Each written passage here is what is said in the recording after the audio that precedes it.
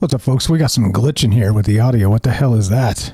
Anybody hear that with the music? It was like kind of skipping a little bit. That's super weird. Maybe I have to. I guess we'll touch and go this and see what happens, because voice seems fine, right? It's coming through fine to me. What's up, Jorge? What's up, Don Sweets, James Gaston, and Michael W? What's up, guys? I hope you are well. We got Fred over there and Sweets in the chat. Herschel, what's happening, guys? Who'd I miss? Blind Psyching Out. What's up, Shane? How are you? Good evening, guys. Commercial Herschel. What's up? What's up? I see you. I hope you see me, or maybe not yet. What is going on? Oh yeah, you hear that? Okay, this might not be good. I'm actually, let's do this. Let's just start like a couple minutes late. I'm going to just reset the board here, and then we'll start in like, I don't know, whenever this thing resets. So give me like just a couple, 3 minutes. So it'll be silent for a sec. So let people in the chat know that show up. We'll be starting momentarily, because yeah, it's glitching, and that's not good. That's not going to be good for the entire thing here. So resetting the board. I'll be back in just a couple minutes, and we'll start then. Hang tight. Be right back.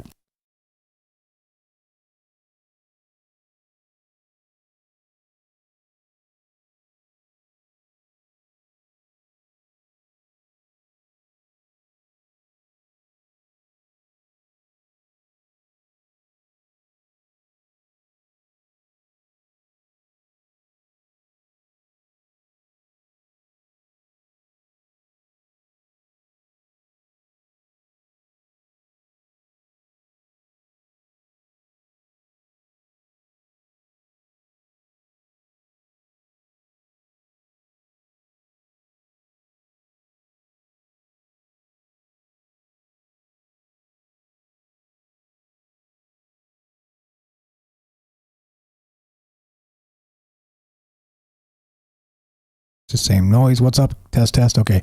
Coming through. Virtual device driver has been connected. Okay, I think we're good. All right, here we go. Starting. Let's do Troubled Minds.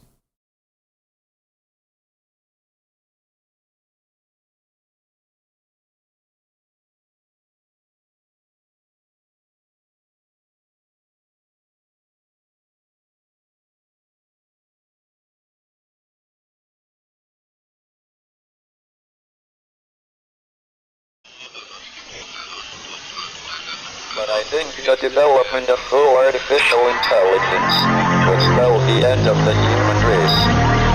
It's a flying object and we don't know what it is. I would hope somebody is checking it out.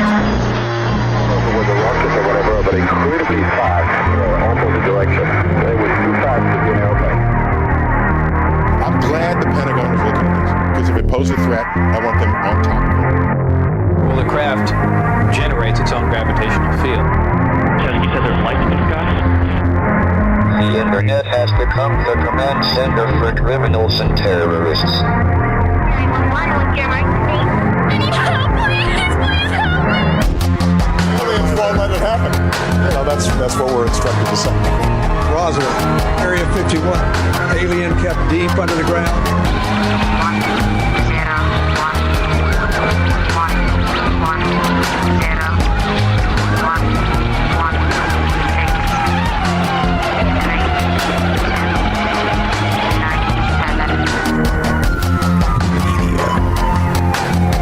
Doesn't have your best interest in mind. The government is self-serving. You're here for a reason. You're listening to Troubled Minds Radio.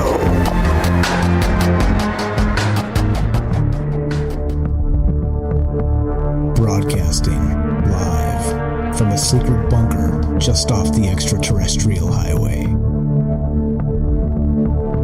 Somewhere in the desert sands outside of Las Vegas. From somewhere in space-time, loosely labeled Generation X on planet Earth.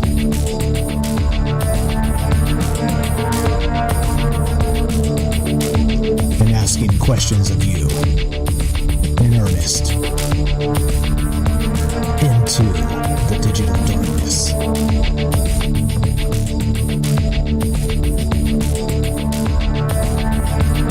Good evening and welcome to Troubled Minds Radio. I'm your host, Michael Strange. We're streaming on YouTube, Rockfin, Rumble, Twitter, Twitch, D-Live, and Kick. We are broadcasting live on the Troubled Minds Radio Network. That's KUAP Digital Broadcasting. And of course, 88.4 FM, Auckland, New Zealand. Tonight, well, got a hard time with this one. I'm not exactly sure.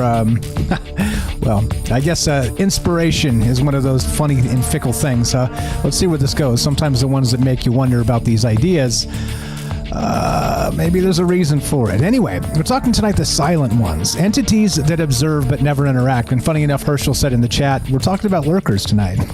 Shout out lurkers. Got a lot of lurkers that listen to the show and rarely interact with the chat or whatever, right? There you go with the lurkers. But as you know, I've been messing with the AI stuff recently, the new tools as they keep dropping. And it is interesting to sort of take an idea like this. This is an old idea, the Watchers. It fits into many, of course, mythological frameworks, folklore, the Bible even, the Book of Enoch has like an entire section about the Watchers. There's some, the apocryphal stuff. There's a lot to this. And of course, there's the scientific aspect of it, the observer effect, right? Like the collapse of the wave function and that type of stuff. It's weird. It's one of those things that probably, let's say, our ancestral intuition knows quite a lot about. But what does that mean? And what are these things, I guess, really becomes the question as the larger part of this conversation. But I want to point this out. So I dug this out, this actual write-up here that's as part of this. And so the new AI, they say, is 120, 130 IQ, smart, something to that effect. And it's able to do these deep research, right, the deep dives. And so I got this, again, the idea, the silent ones, entities that observe but never interact, which, of course, the Watchers. We've done shows like this in the past. Who will watch the Watchers, right? Well, it's even more strange because when you're able to drop this in and get sort of like a deep research scholarly article as part of it, it's fascinating because it draws a bunch of sources. It's reading a bunch of different things, and then it kind of brings you back a blurb, and it's actually pretty damn good when you're talking about wild ideas like we do. Which, as you know, most of the use case I would have for this would be wild stuff, would be weird things, would be just strange ideas, and that's exactly the point. But it'll also do some other stuff. I tried some actual science with this last night a little bit. And anyway, so off the AI here. But if you're interested in what that looks like, it is here. I did drop another one last night in the Discord from the previous show, sort of a full AI elaboration, a deep dive, as it is this deep research model, which it's good. It's good. I'll start with that, actually. Let's go straight to the deep research. But basically, as you guys know, the weird thing about this is that when we talk about entities, clearly there's it depends on what you believe, okay? As usual. So it's a good time right now to actually drop all the disclaimers. It depends on what you believe in. And some people will say, come on, Mike, there are no non-human entities. Fine, that's cool, you win. You don't get an argument from me. The point of doing this is to really kind of look at this in the folklore and mythology and wonder why there's sort of this human resonant idea of these things, even outside of cultural boundaries and temporal spaces, which is the bizarre part, which is the most most fascinating part about all of this stuff to me, is that, it seems like our ancient, again, we talk about this quite a lot, but that epigenetic intuition of our ancestors seem to really be dialed into a lot of things, and maybe even a lot of things that are spooky. Let's call them spooky. But so once again, all the disclaimers apply as part of these conversations. There's no truth to be found here. If you're here for truth, you're in the wrong place. We're just kind of looking at things a little bit differently and trying to maybe not go deep, but go wide, and maybe consider the things that fit or don't fit, and just kind of talk about those possibilities. So that's the whole gimmick here. That's exactly what we do, because I think it's fascinating as hell, like I said, and two, I think not a lot of people do it this way. And of course, we are taking your calls a little bit later. If you want to be part of the show, that will be at 702-957-1037. Click the Discord link at troubledminds.org. Okay, so now on to the Watchers here. Now, here's right how this thing started, and I thought it was pretty good. For centuries, folklore and reports have described mysterious silent ones, entities that watch humanity from the shadows, never engaging directly. What or who are these silent observers? In this investigative overview, we explore references to such watchers in ancient mythologies, examine scientific and psychological explanations for feeling an unseen gaze, delve into modern UFO lore and declassified projects, uncover occult warnings and prophecies, and finally consider theories and speculation about their true nature. The picture that emerges blends historical accounts, scientific insight, and eerie possibilities. So there you go. That's the intro, right? Sounds very scholarly, sounds very thorough, sounds very actually like it's interested in the idea, sounds even, kind of human if you're, a little bit of a more utilitarian writer and you just give me the facts and only the facts, ma'am.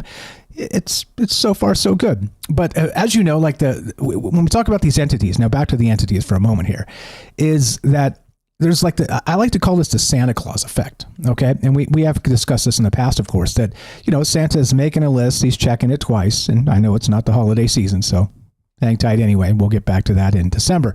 But Santa's always watching because he knows who to bring the toys to, right? The good kids, the bad kids, all the rest of that stuff. So I guess you could argue metaphysically, Santa Claus is one of these sort of silent watchers, the silent ones, okay, that kind of does his thing all year long, and then he's a little different, maybe a little bit of Fey realm sort of magic coming from him, but you get the idea. There's something strange with this that not only resonates in ancient times, but also in modern times with some of the folklore that we deal with, not just with children and seasons and all the rest of the things we talk about, but it feels like there's something to this. And so as we start, before we take a quick break here and get a word from our sponsor, the first question I have from you guys is, do you ever get that feeling that you are being watched when there's nobody watching? You ever got that? And why is the feeling so terrifying? That's the bizarre part of this to me, is because it seems innocuous if somebody's just watching, right? It's part of what humans do. Sometimes they watch, sometimes they interact, sometimes they disengage, sometimes whatever, right? Sometimes they avert their gaze, whatever, and blush, whatever it is, right? But strangely, this is certainly one of those human sensations. We talk about feeling somebody staring in the back of your head, which makes no sense. Again, Rupert Sheldrake and the morphic resonance and that stuff. But what about this, where there's the feeling of being watched by something, but there's nobody around? Anyway, that's where we'll start tonight. That's the first question I have for you guys. And yeah, if the fog is watching you, maybe. I don't know. Like I said, I don't really have answers. You know me, I'm not an answers guy. I'm more of a questions guy. But with that, we're going to be right back. One minute break. A quick word from our sponsor. In this case, that's Human Inspiration. Thanks for bearing with me with the tech uses when we started. It seems to have corrected itself. Fantastic. Be right back. More Troubled Minds in exactly 1 minute. In a world increasingly shaped by AI, human inspiration remains the beating heart of creativity. Alien Skin by Tremble, a hauntingly beautiful piano ballad, reminds us that while algorithms can mimic art, the raw, unfiltered emotions of human experience are irreplaceable. So here I sit, locked in my room again.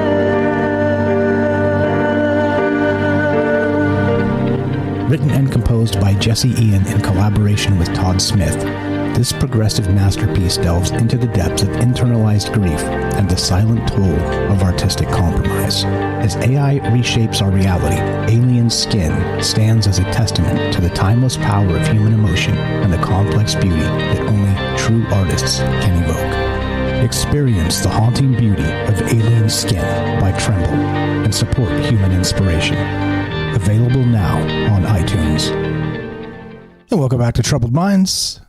I'm Michael Strange. Let us continue, shall we? Okay, so now back to the writer, because I think it's good. So think about this as like a college paper regarding something like this. But anyway, so throughout history, many cultures have spoken of beings that monitor humankind without intervening.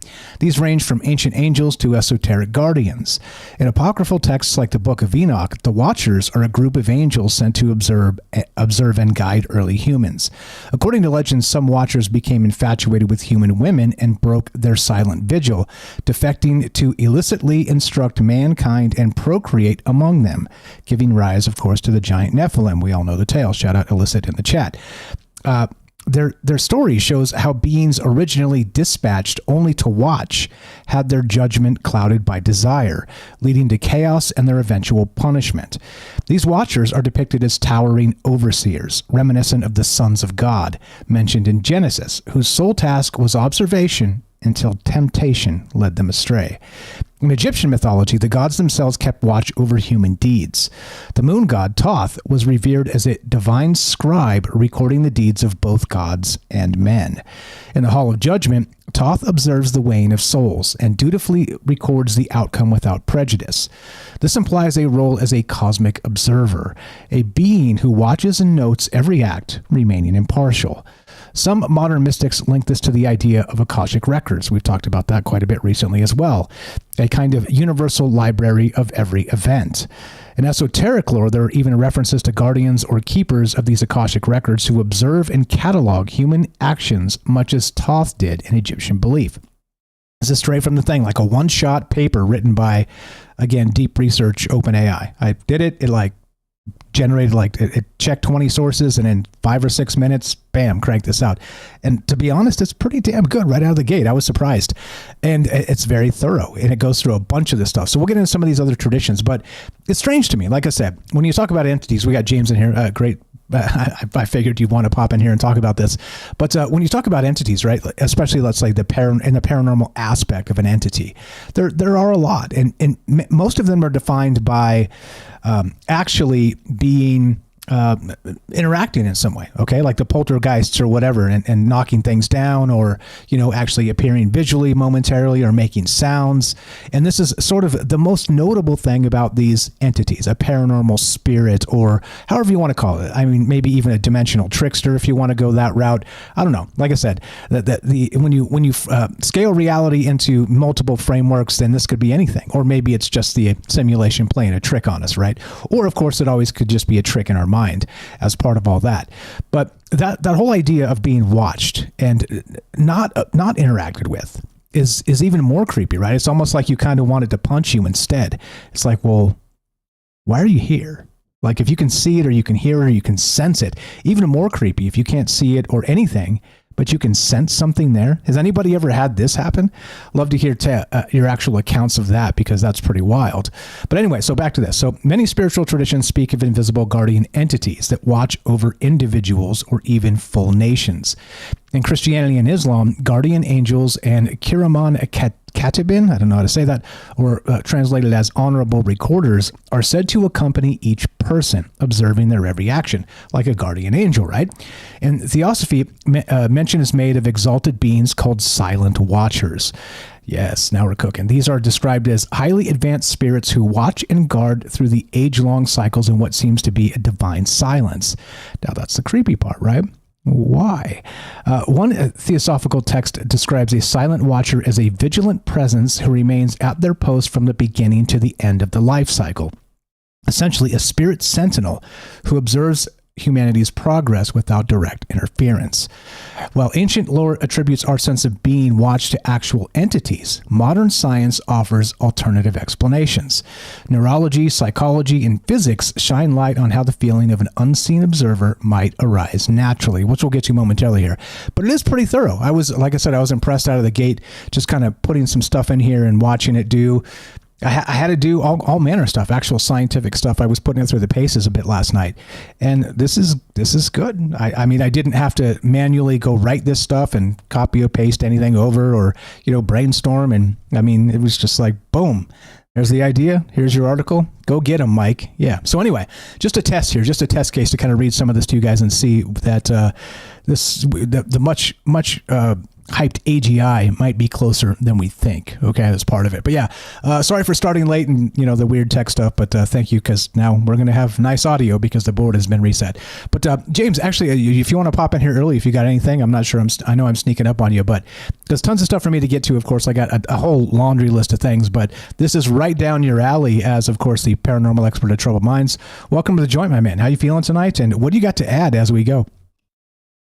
Yeah, I'm other than my eyes, I'm okay. I'm just going through the usual stuff. Happens every so often. But this is a great topic because I'm not as familiar with all the historical or biblical or all the ancient texts. I'm not as familiar with that aspect of it, the idea of these watchers. But just from so many accounts I've read of people that have had experiences, that is something that happens sometimes. You don't have anything else happening except for either you get the sense of being watched or you see something or someone that seems to be more than the regular person that is just watching. And you can get feelings from it. This is the other weird part. I've heard of accounts where people get creeped out by it. I've had other accounts where people feel better with whatever is there, even though they're not doing anything actively that you can see. They still get these different feelings from in each given situation. That the feelings can be different from as far as what people get from the entity or whatever it is there watching them. Yeah, sort of that guardian angel effect, which again, as usual, right, when we talk about all this stuff, and shout out Matzel. Is Matzel out there? Maybe. If he's not out there, he mentioned when we were doing that dream show, we were talking about the super dream, and he mentioned, well, what would like a super nightmare be? Like, sort of flip it on its head a little bit. And this fits tonight perfectly well, as you're describing here, that some people seem to be comforted by a feeling of being close to an invisible entity or maybe a consciousness and that guardian angel aspect. But then also you flip it on its head, and there's some people who are absolutely terrified because you cannot quantify what this is, but you feel that sort of essence of being watched, which is incredibly wild. With regard to the watching stuff and just the silent sentinel bit, isn't it mostly true, James, that the ghosts, the paranormal realm that we talk about, that most people are interested in, is sort of when there's that crossover of a physical thing or a noise or a this or a that or static or something, right? There's some sort of actual human interaction that makes it compelling. But remove all that and just the intuition aspect of being watched without any of that stuff. It seems like that isn't really, run up and down the whole paranormal index as far as I know. What do you know about it? Yeah, the sense of being watched, it's there for some, but not all experiences or encounters. I do think that in some cases, people and whatever else is out there do accidentally run into each other, encounter each other. But then there are others where I think there is some kind of intent there, and yeah, there can be whoever or whatever is watching can have effects on the environment at times, whether that's by sort of being giving off light or even being a shadow that takes in all the light from around it, sounds. Even if someone is not watching you, you may hear them moving around a room as they are doing that. Some kind of footsteps, some kind of things like that. Furniture, sounds of someone sitting in a chair, just any number of things like that. Those are common. Statica is also sort of that sense of someone being there. There's a sense of they can see static around the figure, or the figure looks like it's made of static. There's that as well. So yeah, there's a lot of variables to all of this as usual, but yeah, it's really wild how this can go across from ghosts, let's say, to other beings, whether it's aliens or cryptids or whatever. This is something that happens sometimes where someone will see or sense something and it'll be there and it may move around, but it won't move toward anyone. It'll just be moving around, keeping its eyes on whatever's going on.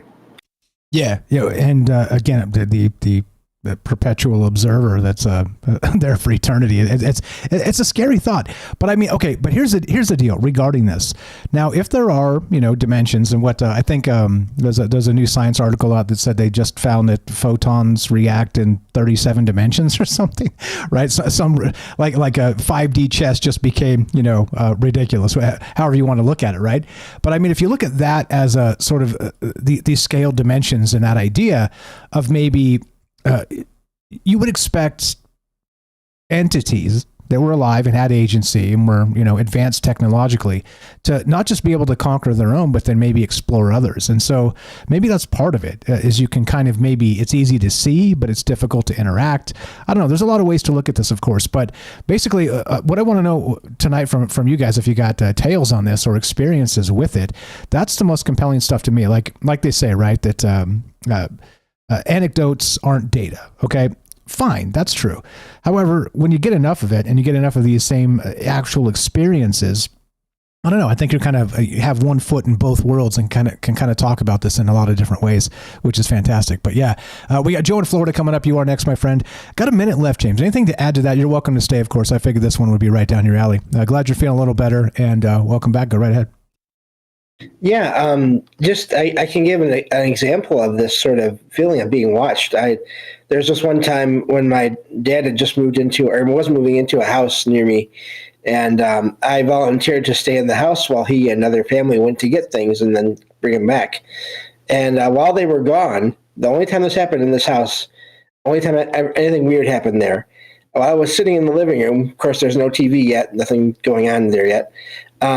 I got the sense of someone being in the entrance to the living room, just looking at me, watching me, and sort of, I was like, oh, people are here. Like, it was sort of surprised. And it sort of was there for a second. It slowly sort of approached that entrance and then was looking at me, and then it backed off and it was gone. Never had anything weird happen in the house besides that. That's weird. Almost like it was in the wrong place. It's like, well, I'll see myself out. Or I didn't know anyone was supposed to be there, or that was going to be there. Yeah. Yeah. Wild stuff. I love it. There you go. If you guys have an actual experience or accounts of that, I'd love to hear it. But of course, theories play. That's why we do this, to talk about these ideas together. Why do you think there are entities that are supposedly watching us? Is this eternal? Is this one of those, I don't know, never-ending cycles of the observer effect from elsewhere? Because I can imagine quite a great many things. Love to hear your thoughts on this. 702-957-1037. Click the Discord link at troubledminds.org. Open up the phone lines. Be right back. We got Joe in Florida, more with James and your calls as well. Don't go anywhere.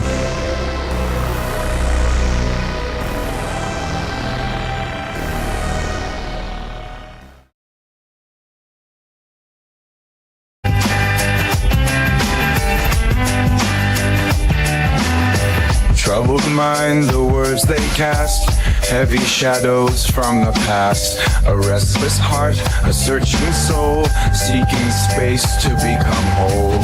Troubled minds find open sky through every tear and every sigh. We rise, we fall, wings unfurled, more than labels in this world.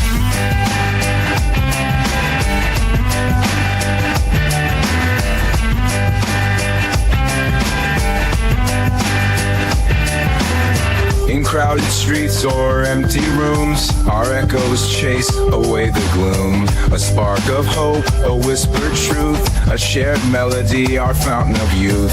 We're more than static on the line, singing louder than the signs. In every chord, we claim our part, beating drums match the heart.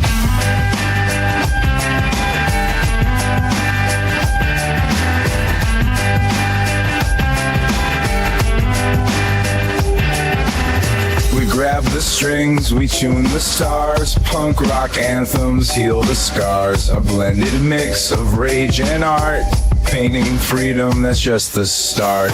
Troubled minds take the stage. In every note, we break the cage. We rise, we fall, but carry on. Sing our truth until the dawn.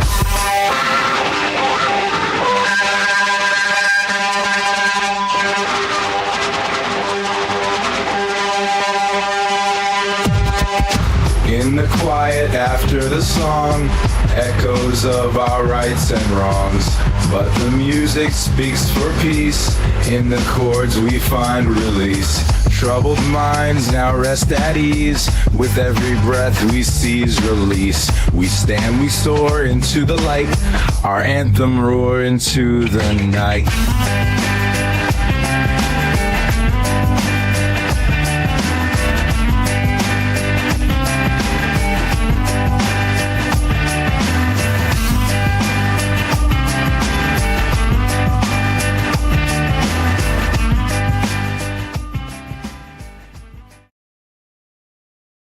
Hello, friends. What's up? Jorge Don. We got Joe in Florida. He's up next with more from James as well. We got Jeff and Wisco. What's up? Ricky Gaston, APOC, Daryl Sweets. We got Joey. Don't Panic.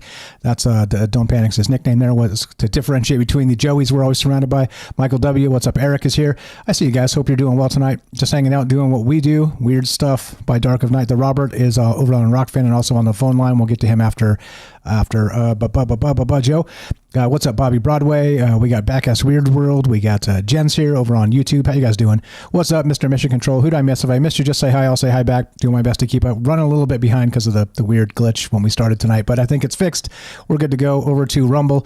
What's going on, guys? Ephemerance is here. What's going on? We got Gordo, Hiker. Good evening, guys. Miss Puff. What's up, Puff? Good evening. Who'd I miss? Let's see. Scroll up. Raz is here. Good evening. How are you? What's up, Raz?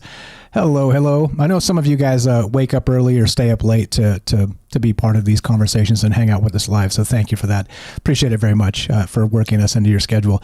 That's why, sometimes when I'm like, yeah, I almost didn't do tonight. I was like, I don't know. The inspiration isn't there, but I feel bad. I feel bad leaving the fam hanging. Anyway, here we go. Trouble Minds coming up right now. We got James, we got Joe, the Robert coming up, and your calls as well. Here we go.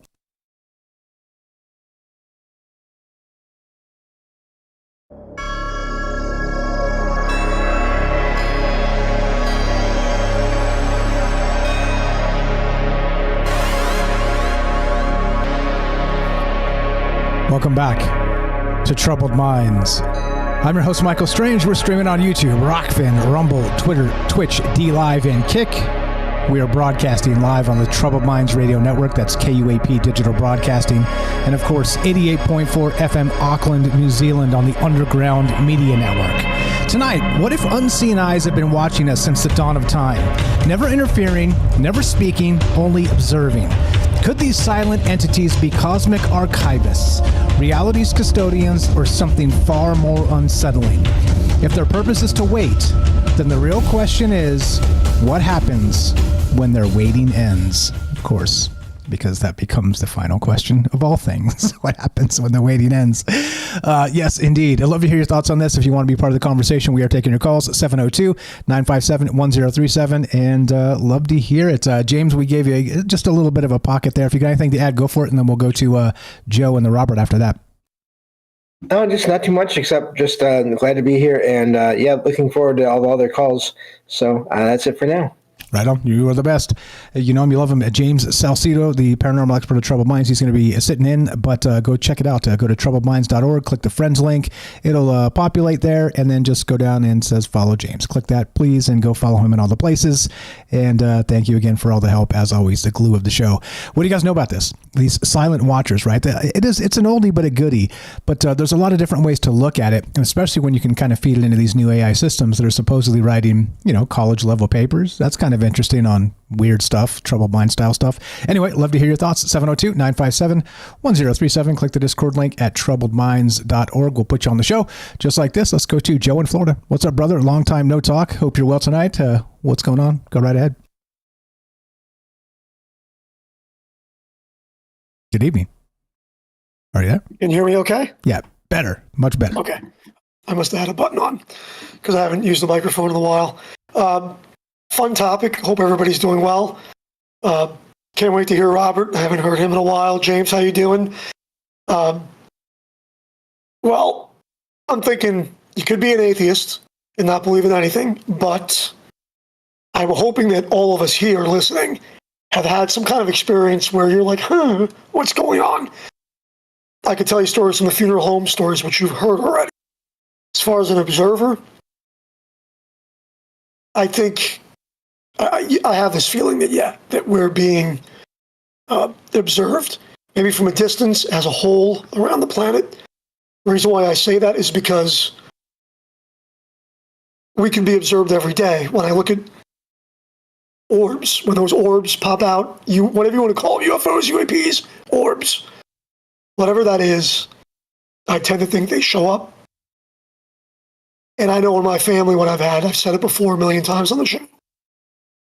When I have great stress, typically when somebody dies, it's definitely not a coincidence when somebody dies, and I'll be out in the backyard that night, and I'll just happen to look up and see a shooting star. And I would always take that as a signal. I would always take that as a signal that they're okay, that we're going to be okay, that it's just underneath the veil, or just underneath another dimension. Being in the house, in this house, when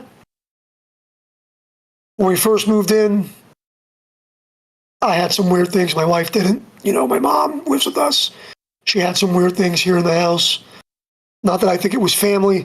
I just think that there might have been some energy that was sticking around because apparently before we knew about it, something happened in this house to somebody that we don't know if they overdosed or if they hung themselves. I don't know. Not for saying that the house is haunted in any shape or form, but, sometimes you kind of get weird. You could just say that it's the light, that you're walking into. Like the front living room of the house is not always well lit just because the way the house was built in the 50s, But, part of me hopes that if we are being watched, maybe it's the people that came before us. 6 degrees of separation, maybe we all have known each other. So we've seen this in reincarnation, that people come back maybe within the same family or within the same group of people, if that makes sense. Yeah, it makes sense. Hang tight just a second. Just for people that don't know, so Joe's been a good friend for a long time. Shout out Kelly was our first caller that ever called back. Joe was definitely the second, and he's been a good friend for years. But for those that don't know, he's actually been a funeral director for as long as I've known him. And so he deals with, we call it that mortal transaction, and does this, basically on a daily basis. So just so you know, when you just to fill in some context on what he's talking about. But go right ahead. What else you got? So, and like I've said before, the funeral home that I'm at now, I really don't have the weirdness that I had at the corporate places that I worked. And I think I've said that before. I tend to choke that up too. Manifesting energy and negative energy, because when you come to a corporate place, they're trying to hose you. And I have to sleep at night. So I constantly was always in a fight or flight mode.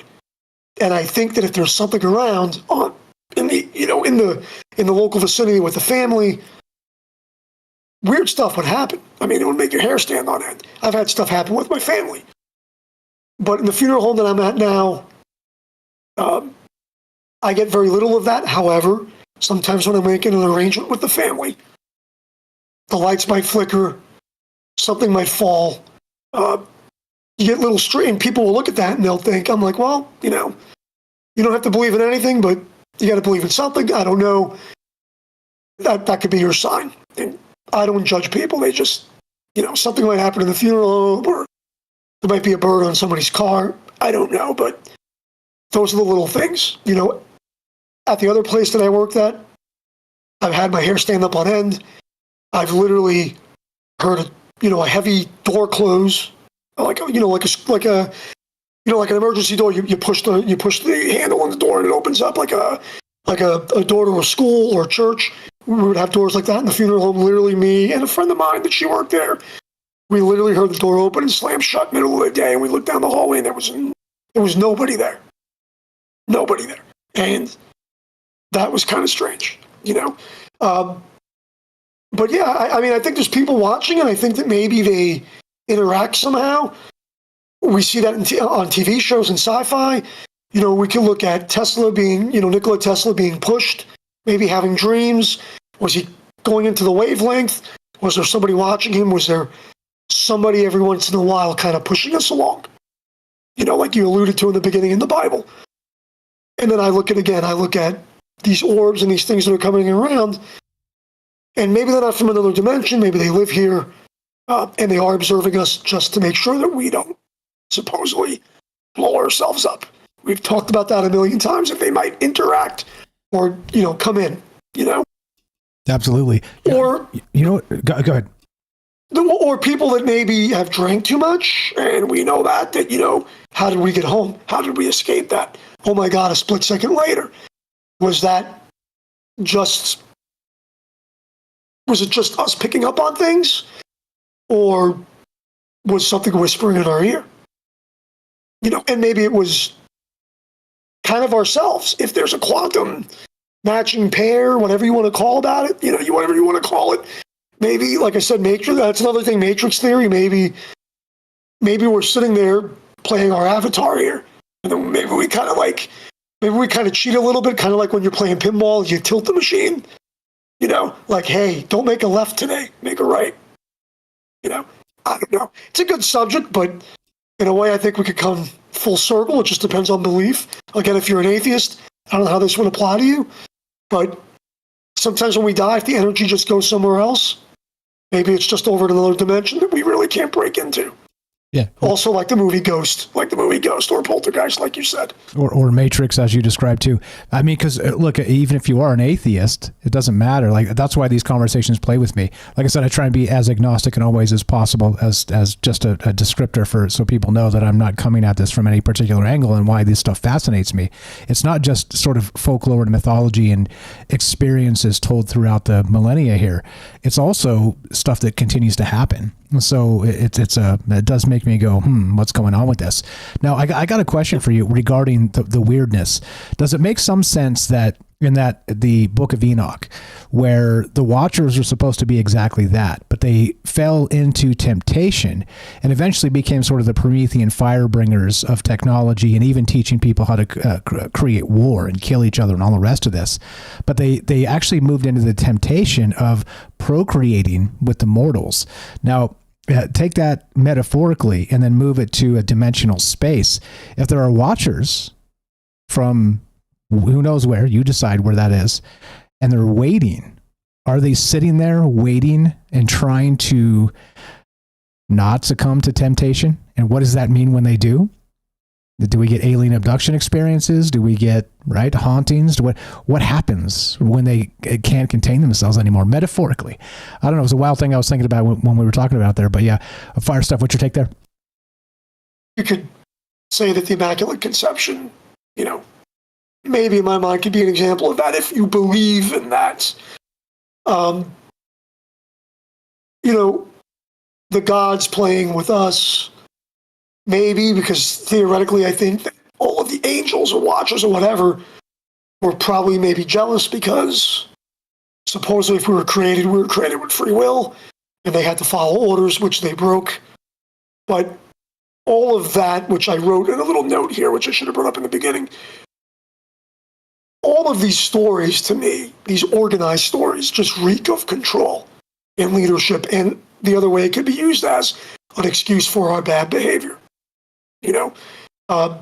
However, I do think there's abductions going on. And maybe the appearance has changed over time. Maybe back then they appeared as giants because they had to put fear in people and down here so that people didn't understand and wouldn't question.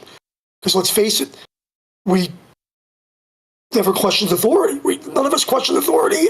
And for a lot, look what it got us. It got us the Dark Ages. It's got us all kinds of things, but then you have the Enlightenment. And people started to use reason and science. But a lot of our stories are probably based out of fear and control. But still getting back to, I do think abductions happen, in this modern day. I do think you maybe have gone from giants to fairies to greys. The owls are not what they seem, and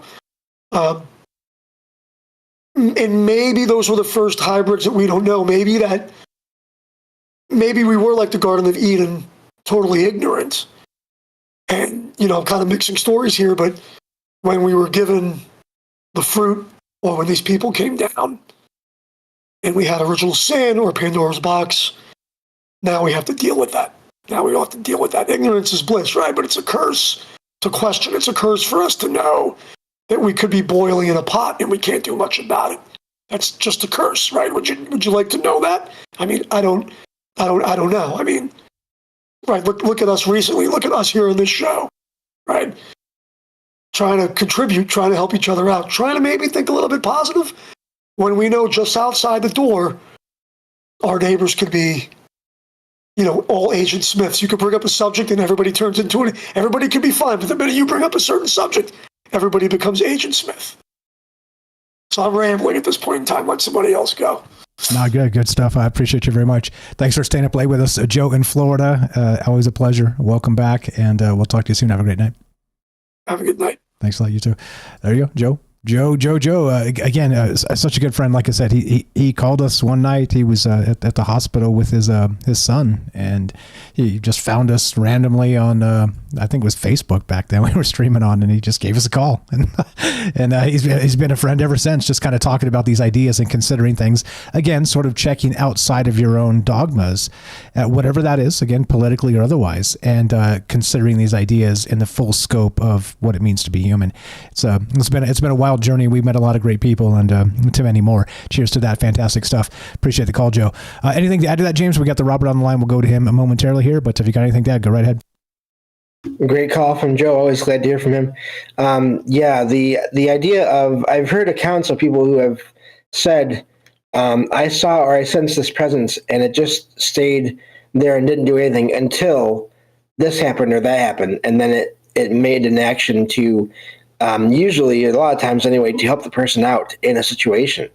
So that is really something that stuck out to me. I can totally, I agree with him on the idea of, you bring up certain topics around people that are maybe you don't know so well, or you do, but they're not into it. And they can just go quiet all of a sudden. And it's like, oh, okay. So you all don't want to hear about that. All right, got it. And it is a weird thing, and it's not, and I'm not talking about people that you don't like or that don't like you. Anybody, any group of people, that can happen anytime. Yeah, definitely the stigma. I don't bring up ghosts at work, just as an FYI. I think, interestingly enough, I think probably UFOs are a more acceptable conversation than the paranormal and ghosts are still to this day, which is weird. Yeah, weird. And cryptids, Bigfoot. I mean, that's super popular now too. Yeah. Here we go. Strap in. Think the hyper acceleration is coming. Hyper reality. 702-957-1037. Click the Discord link at troubledminds.org. We'll put you on the show just like this. The Robert, what's up, my man? Welcome to the joint. How are you tonight? And go right ahead. Oh, I'm fine. How are you? Oh, pretty good. No complaints out of me. What's on your mind? Well, I guess this is tied in with with the topic tonight. When my wife passed on, all right, 2 days after she passed on, I found a small frail white feather on the sofa. And there's nothing in this whole house that could show the feather. And there it was. And I told my daughter, I said, I think your mother left that. All right? And then this past Friday, I was over at my father-in-law's helping him install a new desktop computer. And just as I'm wrapping up, getting ready to go, there was a similar white feather on his desk. All right, and I had been working at that desk for several hours, and it was never there then. And there it was. And why I bring this up is I've heard, or may have read somewhere back over the years about one of the ways that a deceased loved one lets people know that they're still hanging around is they find a white feather.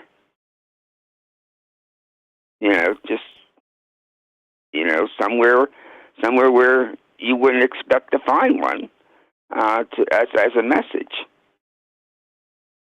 Yeah, I love that. Of course, I'm not the guy to answer the question, as you know, but it does seem strange to me that there are, as usual, these meaningful coincidences, and one, right, out of place, and then another sitting there for a very long time and don't even recognize it until you're about to leave. It's almost as if, as usual, right, not just the universe is trying to speak to us, but maybe loved ones from afar. Yeah, well said. I love all that. Oh, I'm absolutely convinced that my wife has been hanging around. Right? She's certainly keeping an eye on me. She kept an eye on me when she was alive. But I just it's beyond coincidental to me, because it's one thing to find a feather like that 2 days after a passing, but find almost exact same one while working like I was working over there across town on my father-in-law's computer. That ups the odds. That makes it very close to not so much coincidental. Yeah, absolutely. And again, the meaningful coincidence certainly plays. So 100%. And Carl Jung discussed that as those signs, the universe definitely trying to tell us something, and even suggesting to the point that when you recognize those things, you're on the path you should be, and kind of they will accelerate or whatnot. But yeah, fire stuff. Regarding the Watchers, what you got? Or go ahead. Take it wherever you like. The Watchers. The Watchers are rather entertaining to me. All right? I don't think they're as spooky as some people think. I think the Watchers are basically our audience. That we're that basically we're incarnated into this world, or this reality. Much like actors on a stage, like Shakespeare used to say. And I think that this whole reality is one big stage, and the Watchers are the spectators sitting in the seats of the auditorium. Just waiting for us to do exactly what? Is it? Are we here for their amusement? Is that what it is? Entertain them. Entertain them. Okay. Entertain them. All right. It's like. If you have one heck of a life, all right. If you have whatever kind of life gives you a 10, all right. Like in a play, all right. If you get a tremendous performance in a play and you get a standing ovation, all right. That's what I think it's all about.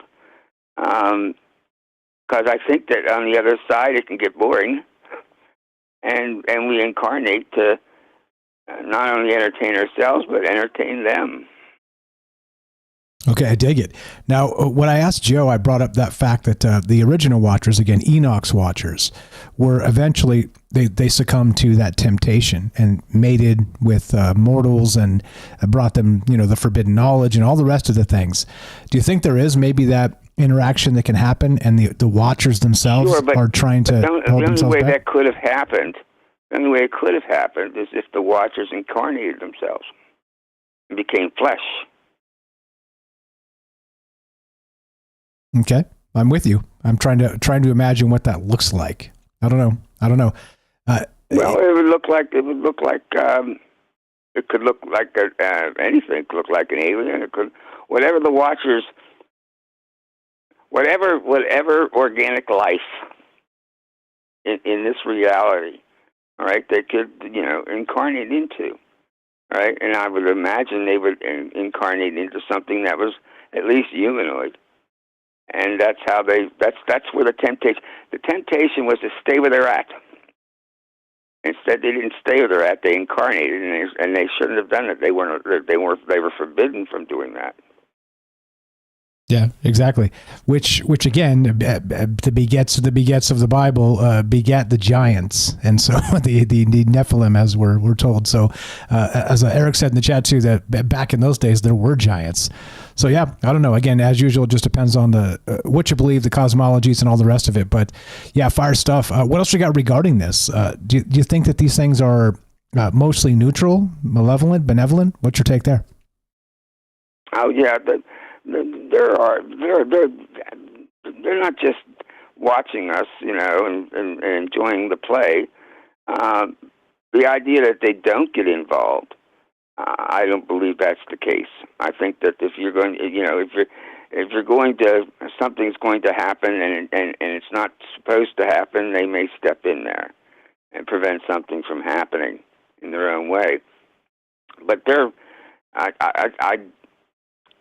I think that when we pass on, right, I think that we also wind up becoming watchers ourselves. All right, we watch over our past loved ones, the ones we left. We may go into join the rest of the watchers in the auditorium and watch the rest of the play. Because just because one character is killed off doesn't mean the rest of them aren't still doing it. And the play has not ended yet. Yeah, well said. Well said. I wrote a story along those lines, and that was creation. You've read that in my book. I sure have. And that particular story is precisely the way I see the Watchers. I see the whole idea, the whole concept of incarnation and Watchers and the whole 9 yards. Yeah, good stuff. Which, if you don't know, we got about a minute left if you got anything to add, but I'm going to tell everybody about your book right now so they can go read that too. Okay, well, you're going to break, and I just want to talk about the feather, and maybe people should look around, when shortly after your loved one passes on, and see if they've left a sign. Right on. Because I think a lot of times they do. All right, Mike. Good night. Appreciate the call. I'll continue to watch the program. Okay. Bye. Have a great night. That's the Robert. You know him, you love him. Affectionately, the Robert is what his writing group calls him. He's a mentor, not just to me, but to many of us. And of course, as you would expect, he's a brilliant author. Go check out his book. Link's going to be right here in the description, troubledminds.org. Click on Friends, scroll on down just a little bit. It'll say Robert's book, I believe is what it says there. Oh, did I change it to the Robert? Oh, I did. Scroll down to the bottom and it says The Robert. I'll get my big head out of the way. Click on that. You'll get his book. It's on Amazon. Please check that out. Let's help each other. It is a fantastic read. Full disclosure, he sent me a couple copies. I read it. It's good. He doesn't pay me to say that. Fire stuff. Appreciate the call. We're talking the Watchers tonight. And again, not just that, but of course that temptation. What happens when a Watcher breaks temptation? And is it biblical, as we've been discussing tonight? And how weird does this get? Love to hear your thoughts. More with James. We got Shane coming up, Jorge, and your calls as well.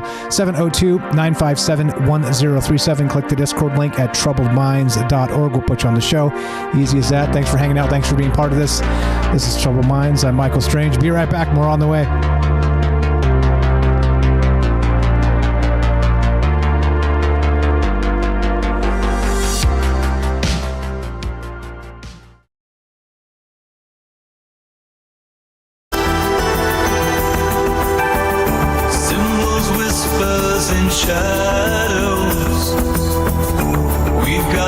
place where nobody goes. In the night under hidden glows, guardians of what no one knows. We seek the truth, nothing can hide from me. In cloaked silence we traverse the lines, through ancient scrolls in forgotten times. Voices echo in the halls of lore, guardians of the mysteries evermore. We seek the truth, nothing can hide from me.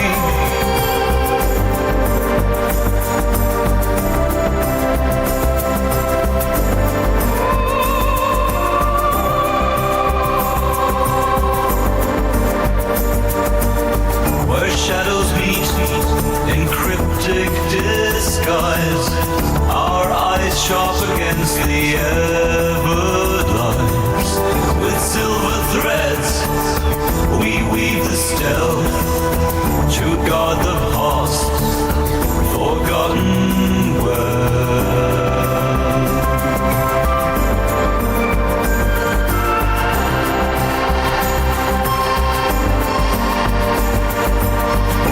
In the realm where the myths collide, with hidden lore our fates are tied. Signals bouncing off the astral plane, invisible codes that can't be tamed. We decode the stars under the midnight veil, a state and circumswed midnight hail. In the echoes of time where the legends lay, we tread the path where shadows play. With spectral eyes we discern the truth, unraveling tales from ancient youth. We seek the truth. Yes, manual faders are the best. What's up, guys? Hope you're well tonight. Just hanging out, doing what we do. I see in the chat, Black Uni Griffin. How you doing? What's up? What's up? We got White Like the Ghost. How you doing, Michael? We've got Back Ass Weird World. Who'd I miss? If I missed anybody, just say hi in the chat. I'll say hi back. Try my best to keep up with everybody and do all the things. Like I said, it looks easier on TV than it actually is, but I've got a lot of practice, so don't worry. We're in good hands. What's up? Don't Panic says, in the Hitchhiker's Guide to the Galaxy, the mice are like silent watchers who are actually running the show behind the scenes. I didn't know that. I haven't read it. He's got a full post there. Oh, I'll read it. But they're watching us. It's not that long. Collecting data like librarians of the universe, but they're trying to figure out the meaning of life in a really roundabout way. We humans, and even NHI beings, that's non-human intelligence, look for answers to big questions like what's the point of everything? It shows how life can be pretty ridiculous and how what we think we'll discover often turns out to be way different or just plain silly. Kind of funny that HHG2G has watchers too. What is that? What is HHG2G? I don't know what that is. Anybody know what that is? Yep. See, that's what happens. Douglas Adams, right? What's up, guys? Hope you're doing well tonight. Just hanging out. VPXM. Love is never manipulative. It can be garnishing. How you guys doing? What's going on? Who'd I miss? What's up, Hiker? What's up, Puff? Gordo, good evening, guys. If I missed anybody, just say hi. Raz Ephemerance, how you doing? Yeah, need codes, right? Codes for the codes. We need the, yeah. My favorite, by the way, because it fits everything, is simulation theory. It's my favorite, but like I always say, my ego hates every minute of it because it just means I'm ones and zeros, right? I hate that part of it, but I do love the part that everything plays. And you don't have to, it doesn't matter what you believe, it plays, and it could be as magical as you ever dreamed. Yeah. What's up, Squigs? I see you there, buddy. What's going on? Who did I miss? Hope you guys are well tonight. Just doing what we do. DTM is here. Good evening. All right. But Daryl in New York. What's up, Squigs? Sweets. We got Jorge. So we're going to go Shane, Jorge, more from James, and your calls as well. What do you guys know about the Watchers? Here we go. Troubled Minds happening, right? Meow.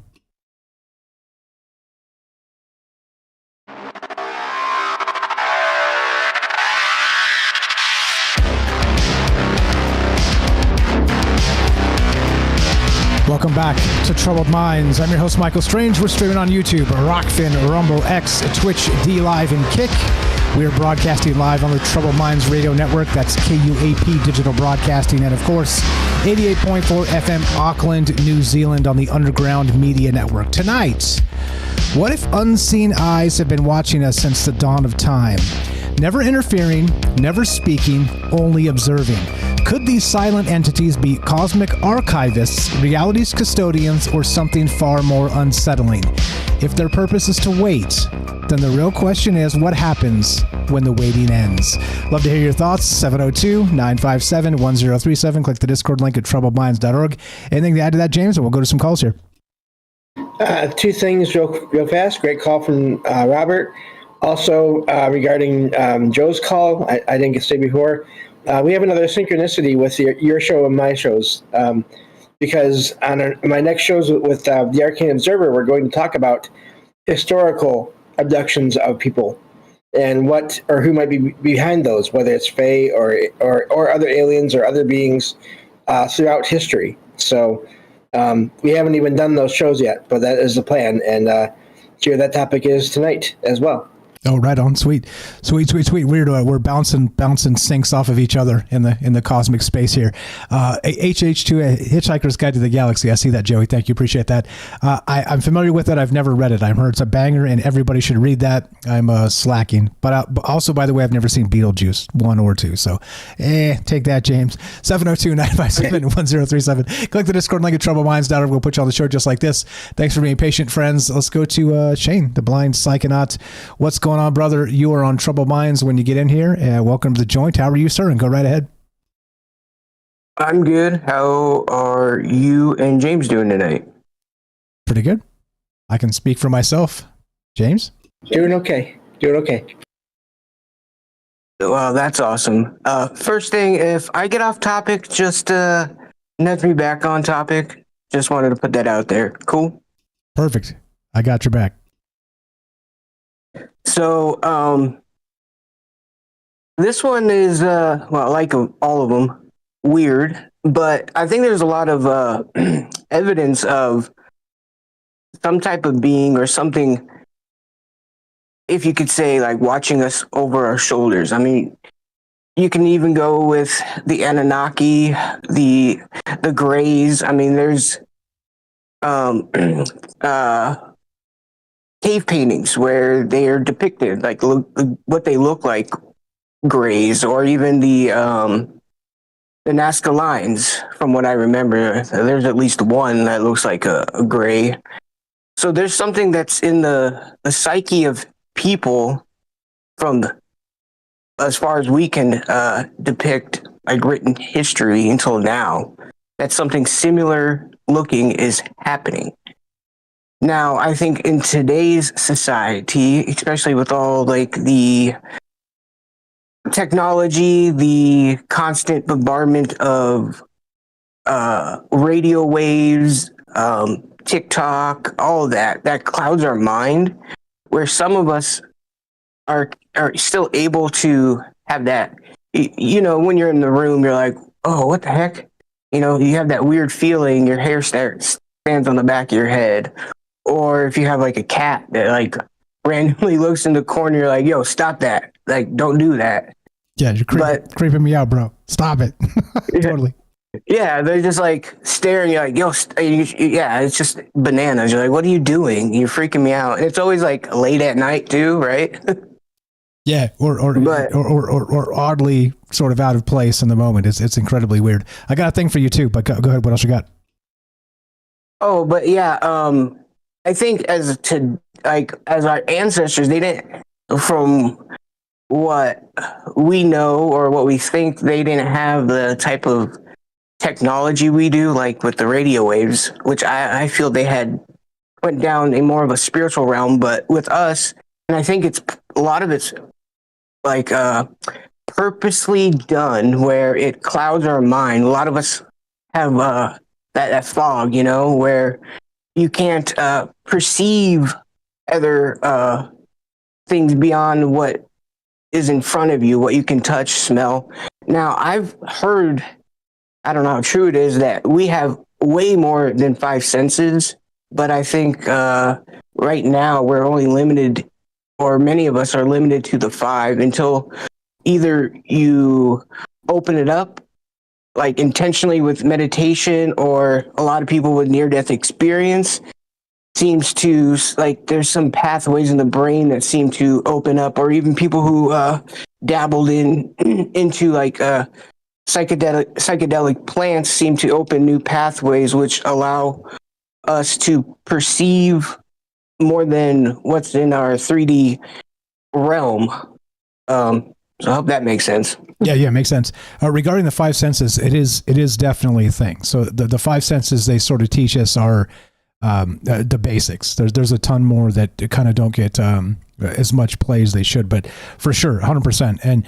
And beyond that, so what's VPXM says the 5 physical senses, and so of course there's intuition. There's all kinds of other things again, which I want to bring up to you. There's that sort of again the more Rupert Sheldrake's idea of the morphic resonance, and this idea of being watched, right? Like we know physically in the 3D realm. This has been proven time and again that if you're being watched and you don't know the entity's there, you can still, and we're talking sometimes it's an animal, sometimes it's another person, whatever it is, it's actually all physical, but you can feel them staring into the back of your skull when there's nothing really that suggests, let's say they're completely silent, completely quiet, not moving, not anything.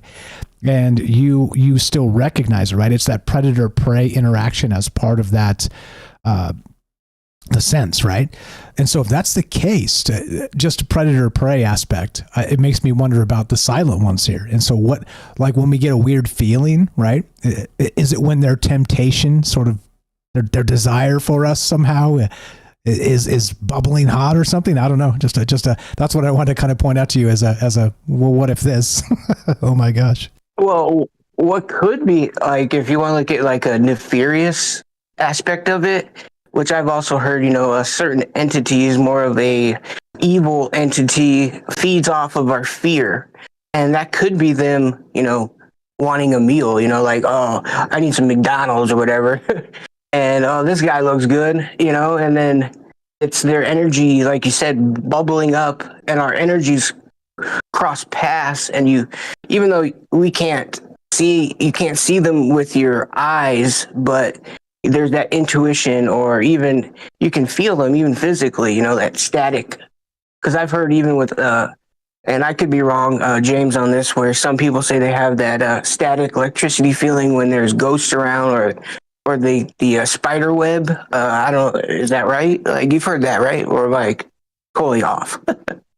Yeah, no, I've heard of that as well. I haven't really experienced it directly, but there's plenty of reports of that. Yep. So yeah, that could be, energy. I feel energy crossing. So now I think any being that's intelligence, just like humans, some are good, some are bad, some are in the middle. Now, there's a lot of, since we really don't know what we're dealing with, it's hard to determine what those entities are. So I think a lot of them could be good, trying to, guide you, like, or tell you, you shouldn't go out tonight because you could have a car crash, because I've had some friends that had that, oh, I don't feel like getting out. And everybody else is like, oh, you wimp, but something bad happens that night. And, and then you think about it, like, oh, man, I should have listened. Well, maybe it's something that's telling them that, hey, I can't really interfere, but I'm going to make you feel uncomfortable when you think about this certain activity. But I also think is people misinterpret a lot of these beings, where I hear, which I'm not denying their experiences, but could it be that where they think it's a demonic or evil entity, it's a good entity, but they just don't understand it? And humans first, I feel, which there's a lot of evidence of it, is basically shoot first, ask questions later, where you get that flight or fight, or you know what I'm trying to say. I got you. Fight, and so fight or flight mechanism. Yep, absolutely. Yeah, and a lot of humans, there's a split between running or fighting, and I think especially if you're by yourself, you get scared. So once you associate someone with fear, that's what it's going to be. Now, I could be completely wrong, but I've never had experiences like a demonic feeling. I've had, especially since losing my eyesight, I've had a lot of like, oh shoot, something in the room, and then like I'll I'll walk around with my arms out trying to feel like, oh, okay, now I feel stupid, like trying to search for something. But yeah, that's so yeah. I think Watchers have been around.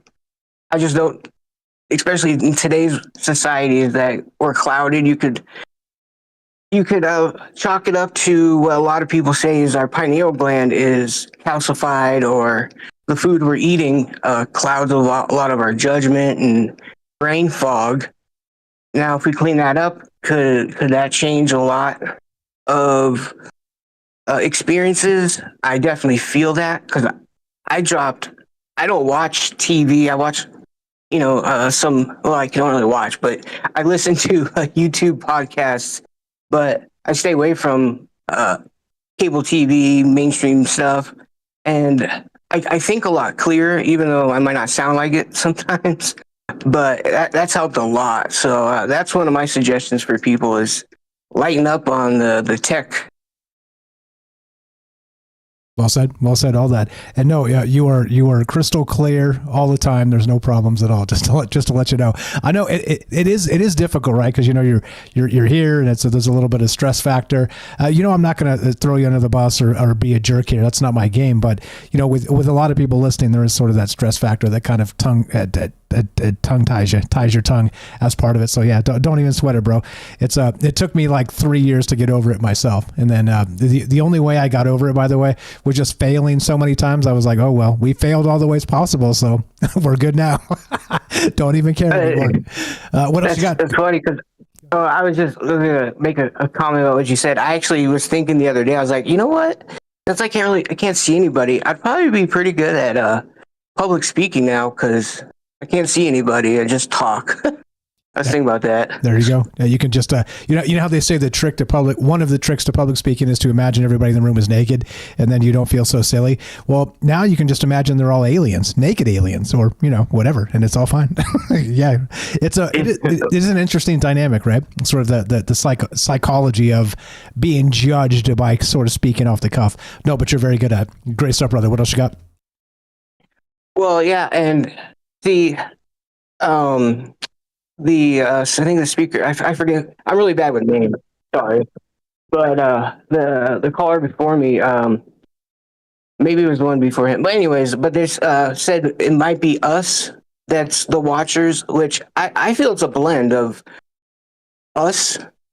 You can even think of it as if you want to get weird, like what if it's, if you want to dive into the multi-dimension, what if it's like a higher self?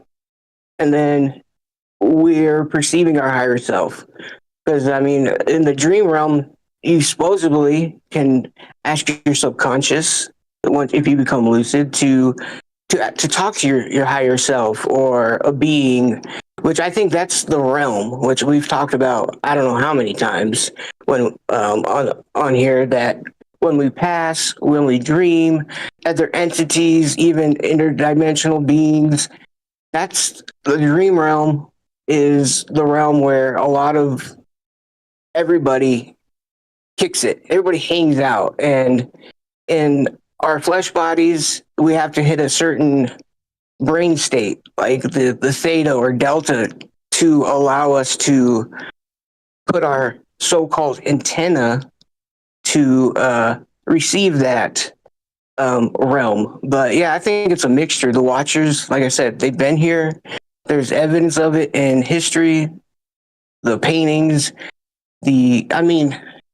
just even the creativity that humans have had in the past. If you look at our architecture compared to even in like the 1910s, look like the Chrysler Building. I think we were connecting to something then. How beautiful that building is, the Art Deco type of architect compared to our boring, crappy architect now, a box. Woo! Yeah, exactly. Today, Yeah, go ahead. Just as part of that, there's a lot of divine inspiration, I think, missing from, let's say, the modern ways, and it's not unnoticed. Like, this is a thing you can literally quantify and be like, I mean, the engineering's more structurally sound, sort of, and the rest of that, but you can literally say, well, look, this was art, and this is a box. So I mean, I guess we'll see. We got calls we got to get to. So if you got more, you're welcome to stay and finish out the segment, or you tell me. We're no, that's good. That's good. I'm glad I got on. I felt like I speak clearer tonight. And James, I'll get back to your email. I just saw it. Blind people problems don't always catch everything. No problem. You're the best. Appreciate you, Shane. Do go check out Shane's YouTube channel. It is a link will be in the description as everybody else here. And again, if you should be on this list, it's an in list, not an out list. troubledminds.org/friends. Just scroll down. It says follow Shane right there. Click it. Go check out his YouTube channel. He's making great content. I've checked out some of it, and he's good. He's very, very good. What do you guys know about this? We're talking about the Watchers, and how does it resonate with you? And what about that predator-prey aspect? You think there's something to that? 702-957-1037. Click the Discord link at troubledminds.org. Let's go to Jorge on Discord. What's up, brother? How are you? Just pop on in here, and you're on Troubled Minds, and go right ahead. Yeah, that's one of the ones that kind of got me as we were talking about this. Like, maybe that predator-prey thing is when it sort of pops up and you notice it. Sorry, just unmute, and you're right on. Go ahead, Jorge. What's going on, brother? Welcome to the joint. Man, I lowered my hand. I'm doing good, brother. How are you? Good. No complaints. No complaints out of me. I mean, I could complain, but right, who's listening? Well, I mean, a lot of people, but whatever. I won't complain. Well, listen. Go right ahead. I don't know. I was thinking a lot about this topic, but man, there's so many ways in which I can take this. I've been studying like this type of thing all my life, bro. Like different types of religions and alien stuff. That's why I listen to your show, because they're like into all that weird stuff. But I don't know. I keep changing all the time, but there seems to be like a common thread amongst many religions that we are kind of limited. Like the whole, I don't know, one of the callers said about angels is like, I don't think that angels are like another world spirits. I think the angels are kind of like helpers. That's kind of like the Greek word, like the Greek words describe them, the angelos. They're kind of messengers, which sometimes in the literature kind of mixes with like the planets. And so, I don't know. I think that we're limited. We're blinded for a reason. I think that our five senses are very limiting. We are basically in a prison. And yeah, there are watchers, but I think they're kind of like not angels that kind of help out, but more like those guys that, what is that word? Like the guys that take care of prisoners in jail. What are they called? Like wardens, or something like wardens. I think those the spirits that kind of like watch us. I wouldn't call them angels, but I'll call them more like wardens. Seriously, think that we're in a prison. And like even our senses, are limiting, and it's like we can only hear what we know, what's like here and now, but we cannot hear beyond that. Like sometimes, like for example, like when you listen to the thing you were talking about, the radio. There are certain like radio signals that we cannot hear, but yet there's information there, and we don't really quite know what's in that information. And also the same thing with like light. Sometimes we take pictures of like fireworks. The time that the picture takes the firework is just way more beautiful sometimes than when we can perceive. So even time is limiting. Yeah, exactly. Light. Yeah, it's like light is limiting, sound is limiting, even smell is limiting. Like dogs can smell things that we cannot smell. It's like we certainly live in a very limited universe, and so I'm pretty sure that whoever made these worlds can perceive that and is aware of all of that. As to what they are or who they are, it's up to anybody's guess. Maybe the angel thing is correct, but I certainly don't think it's angels. Yeah, fair enough. I think it's like, yeah. I certainly think it's like. Sorry, you were going to say something? No, go ahead and finish. No, you go ahead.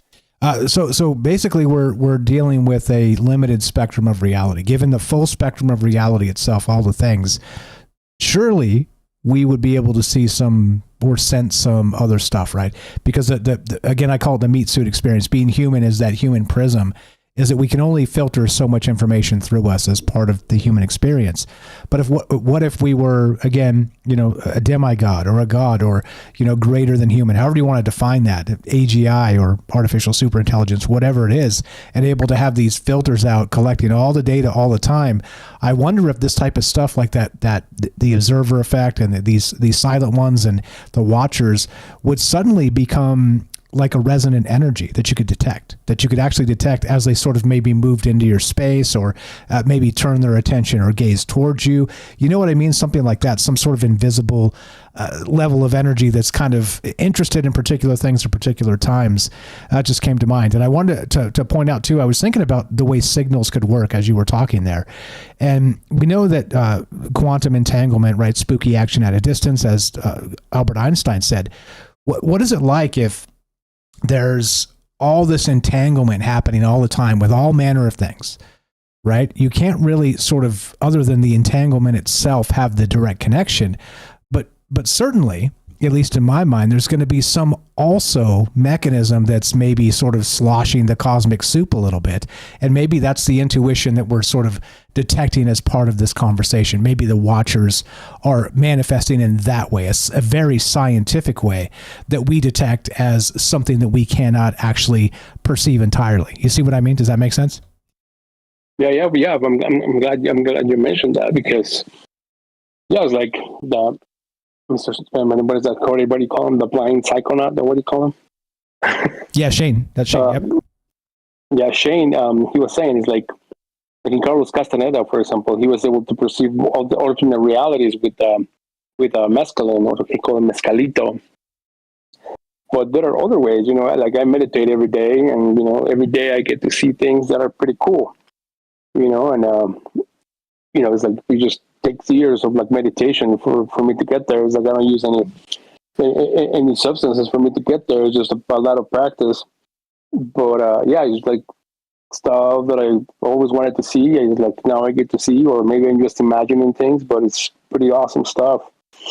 So it's like you're into another times and other places and some pretty awesome people that lived, in some pretty crazy times. So it's like the gate was there, but sometimes we need to like learn how to open the doors.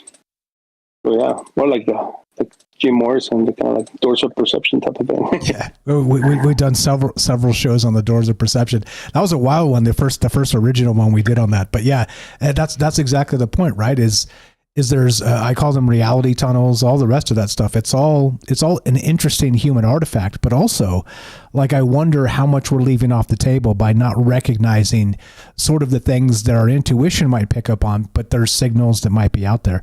Fire stuff, brother. We got about 30 seconds left if you got anything else. No, I'm good, brother. You have a good night. I wish everybody a good night. Keep on rocking. Keep up the fight. And so you guys have a great night. Appreciate the call. You were the best. Go give Jorge a follow. Links in the description down below. troubledminds.org/friends. Scroll down. It says follow Jorge. Just click the link. Again, this is not an in club, or it is an in club. It's not an out club. You are welcome to be on this list. If you help us in any way, I'll try and help you as well. troubledminds.org/friends. Follow Jorge. Please do that. We're talking to watchers tonight. What is with this? And is there, something a little more off the beaten path that might make some more sense? Be right back. More Troubled Minds coming up. We got, looks like Eric, we got Kelly, we got more from James and your calls as well. Don't go anywhere.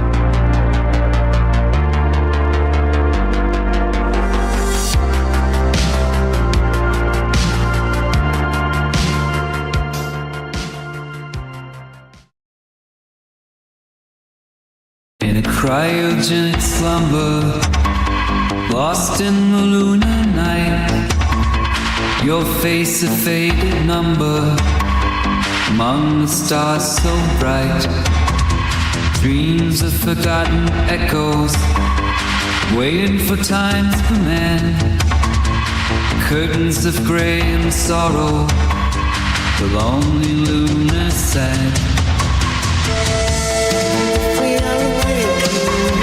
Below the moonlit skies of the love we tried, silent by your where ancient souls reside, suspended in a story, kept in the cold dark tide. Our futures in the making, in a silver-edged domain, hearts kept in silent aching, till we meet once again. Below the moonlit sky of the love we tried.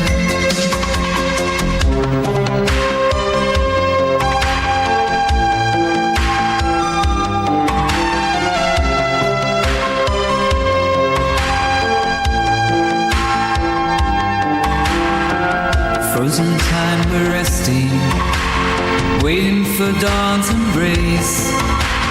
Whispers of love confessing in this forgotten place. Below the moonlit sky of the love we tried.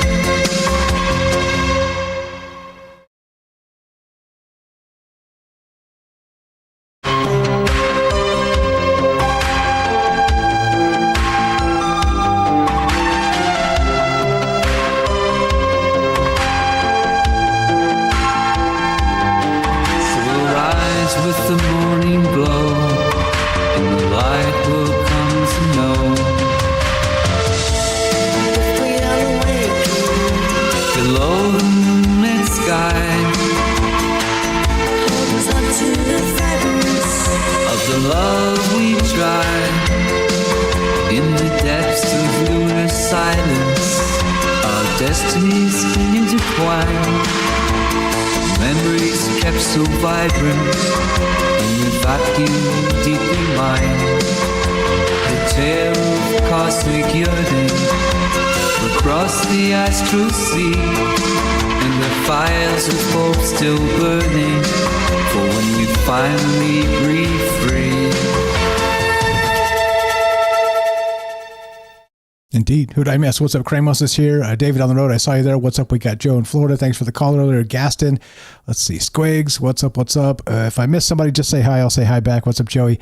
I see you. Oh, the Robert. Thanks for the call. Bumping over Fox River Taxi. I missed. How you doing? Good evening. Jen, I see you there. What is up? Who did I miss? If I missed you, VPXM, thanks for the great comments. Each and every one of you guys are the best. Here we go. Troubled Minds coming up. We got Eric. We got Kelly, more from James, and your calls as well.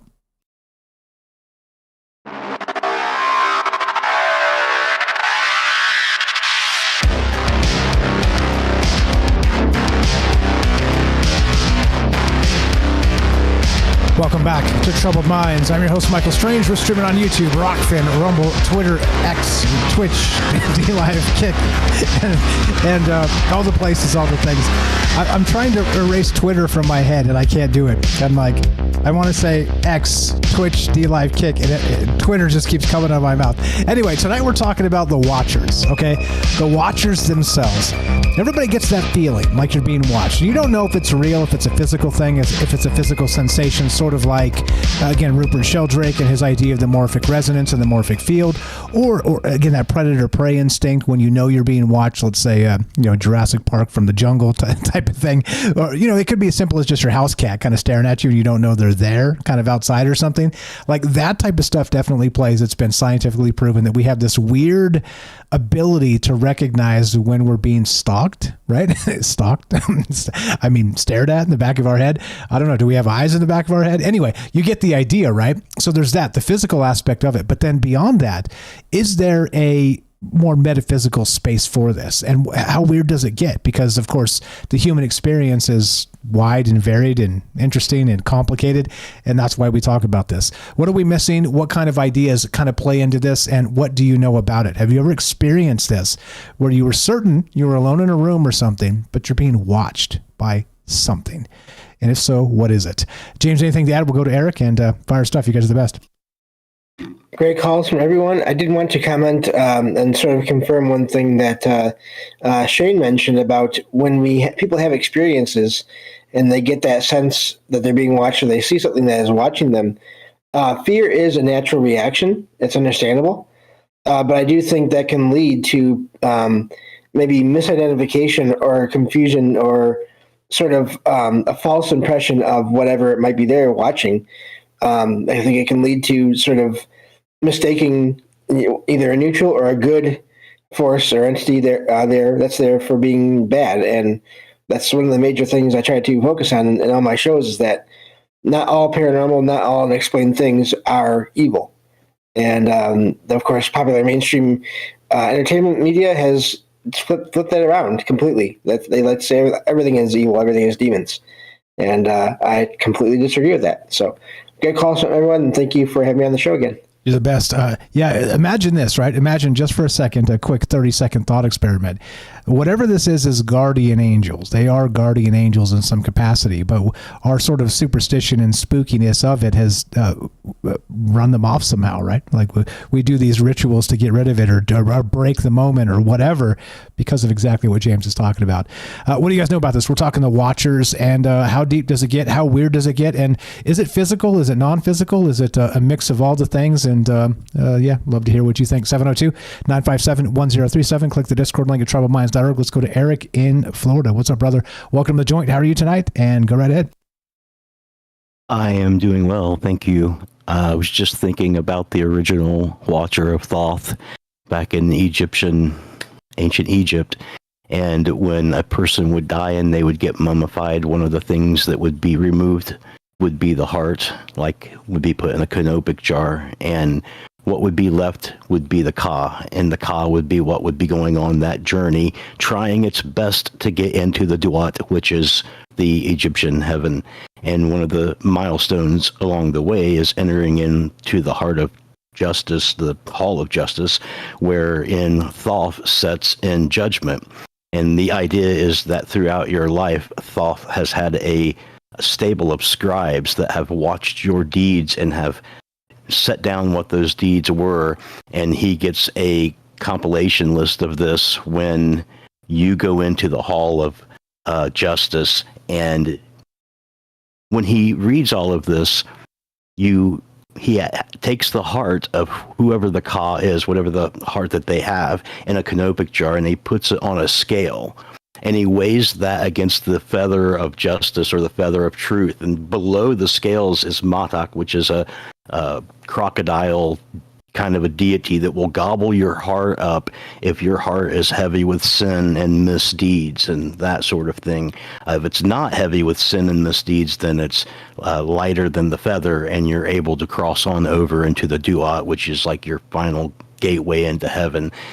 And so just thinking about that, conceptually, is that kind of situation has always been with us, that people are watching, the gods are watching, people are scribing your deeds, and that sort of a situation. At least that's the earliest example I know of direct, that comes from what's known as the Book of the Dead, but was actually called the Book of the Day of Coming Forth back in ancient Egypt, and was a series of papyri and hieroglyphs and scrolls. But I always considered the deity Heka to be kind of more of the watcher than anyone else in that pantheon. Heka was a deity that was the deity of medicine and magic, and was what empowered the gods to make godly decrees, and was a deity that came into existence on his own due to the flux of magic. So I always kind of considered Heka to be a watcher deity in that sense. And that's Egyptian also? How do you spell that? Heka. It's a compound word. Like the Ka is what's left over when you die in the ancient Egyptian religion, and the deity's last two letters are Ka, and that's supposed to be representative of the spirit of humans. And the word for magic in ancient Egypt is Heka. So basically, Heka is the underlying mechanism to their whole pantheon that allows the deities to do divine things and to decree things, and the things actually happen. And they're also the reason why rituals work in ancient Egypt. Like when you get mummified, part of that process is inscribing spells with Heka that allows you to have things like passwords to get past certain gateways and stuff as you're going up to the Hall of Justice. So it's like an underlying magical energy that was personified as a deity at some point and was a part of their pantheon. It's represented by a wick with hieroglyphs, or like two hands that are face up and palm face up, or in a statue, the hands come out of the head. It's kind of weird, but once you see it, you'll know. Okay, sweet. I don't know if you know, but I've been trying to learn hieroglyphs myself. I got the starter book and been dabbling here and there. So that's why I asked. I want to know exactly how to spell it and exactly if you can describe the cartouche. Yeah, usually I want to know. That's all. Yeah, that's the awesome. cartouche is usually two hands that are like arms that kind of make a U. Like if you held your arms up with the elbows bent, like you're holding your hands up when the police say hold them up, that kind of thing. And a wick is usually in between those arms, and then that's in the oval cartouche situation. Sweet, I love that. Regarding so that right there is one of the oldest tales. There, do you think there is something a little more scientific than this? I mean, because as you know me, I like to look at things 10 or 20 different ways as part of these conversations and consider, which not necessarily is most plausible, but what are we leaving off the table as part of these conversations? Do you think there is a resonant energy or that observer effect? I know scientifically that, they say even sort of in sociology and things like this, or is it anthropology, whichever it is, you cannot observe a habitat, a 3D on Earth habitat, throw the metaphysics away, without somehow interacting with it, even with a camera or something, right? You put the camera there, it smells like humans, or it smells like whatever. This doesn't smell like something natural. Whatever it is, you're also going to be able to interact with it inadvertently through sensation, through intuition, through the fear mechanism, through whatever that habitat sort of absorbs from the observer effect. Do you think it is something like that in a cosmic sense, or what's your take regarding it? Do you think it is woo, or a little more scientific than that? I think you could find a scientific angle if you really wanted to. I think you could take Heisenberg's uncertainty principle about quantum states and say that if we lived in a simulation, like some people have proposed, that the observation by those that put us in a simulation state might indeed affect that simulation state. Just like an observer effect on a more dimensional level. So I think it's possible if you wanted to look at it that way. Fair enough. Yeah. As usual, right? Different ways to look at these things. I love the is it I always say Thoth. It's Thoth. Is that how we say that? I mean, I say Thoth. I'm sure ancient Egypt said it probably a little differently, but I'm happy with Thoth, or I'm not real picky about the names. Yeah. As long as we know what we're talking about. What else you got regarding this? A lot of angles here, a lot of ways to kind of tackle this. What about that fear mechanism? And as I brought up earlier, sort of that predator prey instinct. Do you think that maybe metaphysically, this is what we're experiencing when we get that I'm being watched feeling, and there's nobody actually there, nobody physically possible to be there? You think that's what's going on? Like the archons sort of licking their chops because they're like, this one looks sweet and ripe. Yeah. No, certainly there's always that. We're always looking over our shoulders, right? We're always like, somebody might be looking at me, and sometimes there's not, and sometimes they are. You feel really justified when they are, because they are. But because you look sweet and ripe. Exactly. It could be that you don't know why they're looking at you. Even more motives in modern society. Yeah, absolutely. What else you got? As usual, we can take this anywhere you like. Just trying to pepper some seed ideas in for you. But if you got stuff, go ahead. I just was thinking too, because you'd ask a couple of people about the Jude 1:6 and the in the book of Enoch, talking about the angels who basically, what did they do? What did it say? They chose to give up their first estate. They chose to give up their first estate. So their first estate was an exalted condition set forth by God as a cosmic order. And if he is saying they gave that up, that kind of replies a rebellious sort of a status, which would explain why they had eternal chains on them, because man can be forgiven through grace of Jesus in that situation, but these guys can't because they disrupted the cosmic order laid down by God. So a part of that was that they had relations with females on Earth and stuff, and gave birth to the Nephilim. And the Nephilim are also referenced in Genesis 6 verses 1 through 4. They're described also as the Son of God, and that they were mighty and men of renown. Giants is the literal interpretation, or fallen ones, for the Hebrew Nephilim. They're also mentioned in Numbers 13:33 from a report concerning giants by Canaanites that were in the hills. So there's been references to the offspring of the situation that Jude talks about, which is this rebellion that these angels are like, no, we're throwing this off. We're not keeping this estate. We're doing this other thing now. You should join us. But it, didn't work out, I suppose. But a lot of people, that's where the reference, there were giants in the earth in those days. But also that reference comes from people from that time period literally finding dinosaur bones in the earth too. One of the reasons why the legends of dragons is European and Asian and everywhere is because on every continent you can find this large scale structured bones of things that have died. In other words, dinosaurs. That's where the myth of the Cyclops comes in with the ancient Greeks. We found actually mammoth skeletons that were in Greek temples that had been reconstructed anthropomorphically, and right where the hose would be of the trunk of the nose is a big hole in the skull, and so they thought that was where the eye was. And there's also been prehistoric bones that's been found in other Greek temples and such. And also, too, there's an overlay of dinosaur graveyard pits that coincides with battles between the Olympian deities and the Titans.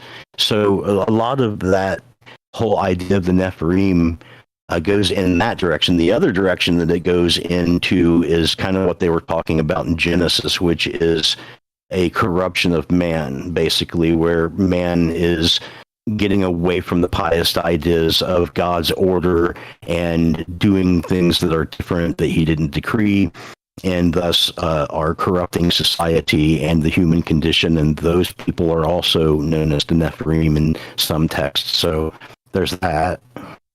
Yeah, a lot of like I said, that human resonant energy in different ways here.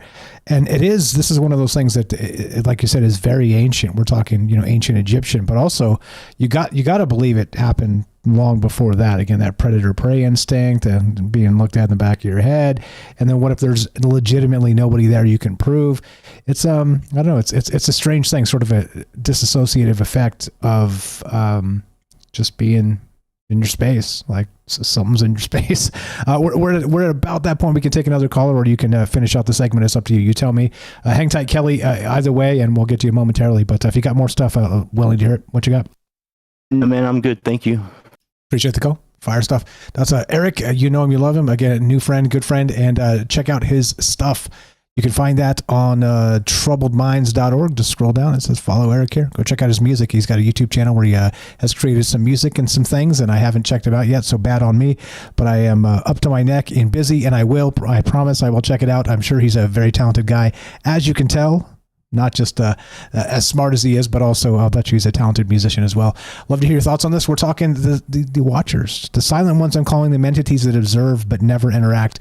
Why is that? It seems like it's been around since the dawn of time. Let's go to Kelly in Colorado. What's up, brother? You're on Troubled Minds. Thanks for being patient. How are you, sir? And go right ahead. Good evening, Michael. How you doing? Good evening, Kelly. I'm just fine. I like how you always bring my energy down. I go right ahead. I mean, in a good way. Go right ahead. What you got? Just doing some mellow yellow, you know what I'm saying? Right on. I feel you. So the topic, I love it. Good call so far. Last one with Eric. I'm going to kind of bounce off some of his stuff where some people might get a little bit confused by wording from even like ancient tales. But so watchers, like through my research, right? Most of these watchers, like through all these ancient times, were more or less like I guess you could say that they were calling them their gods, right? So, I mean, they were initially supposed to not interfere, you know, just watch, observe, and I guess report. You know what I mean? Who they're reporting to, who knows? You know, that could. I mean, even with all the stories that we know with, like, whatever species came down here. All right, so I'm going to touch on with, like, for an example, one watcher was, like, Krishna. Krishna, in the Bhagavad Gita, right, Krishna's talking with the king, Arjuna, right? And in that book, he talks about, you know, they're sitting on a mountaintop, and Arjuna's kingdom was supposed to go with war with another kingdom. And he's trying to, you know, he's asking questions to Krishna of, like, you know, trying more or less avoid the war. Is there a way to do it? And Krishna's more or less telling him, you know, if it's coming down to it, there's no other way. This is the way, this is how you're supposed to defend, you know what I mean? But he was like that type thing. He was a watcher. He was an observer. He's never, you know, and even Arjuna was asking him, you know, if he could, you know, intervene, which he said he could not. Now, through other stuff, like when it goes through, you know, ancient stuff, ancient writings, and then goes into, you know, biblical, where a lot of that's being, you know, used from ancient stuff, even like Eric was talking about in Egypt, right? But even older than that was the stories of, like, the Sumerian gods, right? There was actually, okay, so that group of people, whoever they were, when they had two different people that were working on two different planets, which was Mars and Earth. Now the Agigi, that's who this is all going to pantheon down to. In the writings, they talk about those people. They are the Agigi, right? And what they were on Mars, what they were called back then, were the guardians of heaven and earth. Which is heaven is, you know, more or less, I guess you would say, the galactic space, or, you know, out there, right? Everything but Earth. Now, the reason why they were and they're also known as gatekeepers. They were always, you know, they did their job on Mars. You know, that's where you get a lot of all that pyramids and, you know, the face on Mars.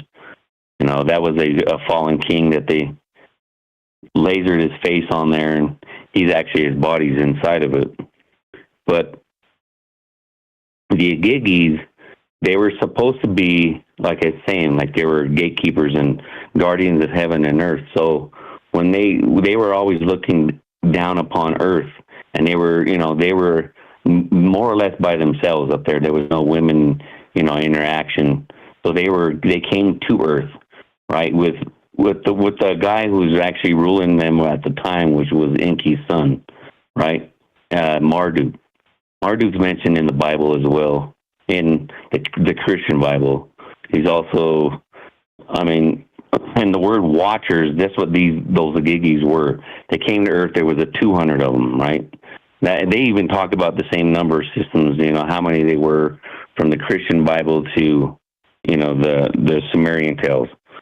When they came here, they were supposed to have, you know, they wanted women for wives and all that stuff. That's where you get all the stories like Eric was explaining. But the thing about it was, and the only time you see watchers, though, it wasn't really in the only biblical and in the Christian Bible, it was in Daniel 4:13, where he talks about he was dreaming about, he's talking about a dream, and he wants an explanation, and he calls upon this like wizard, that knows it, like a very strong, powerful wizard, I guess. And he was, wanted to know his interpretation of this dream. And what the dream was is that a watcher came down with what he called a holy one.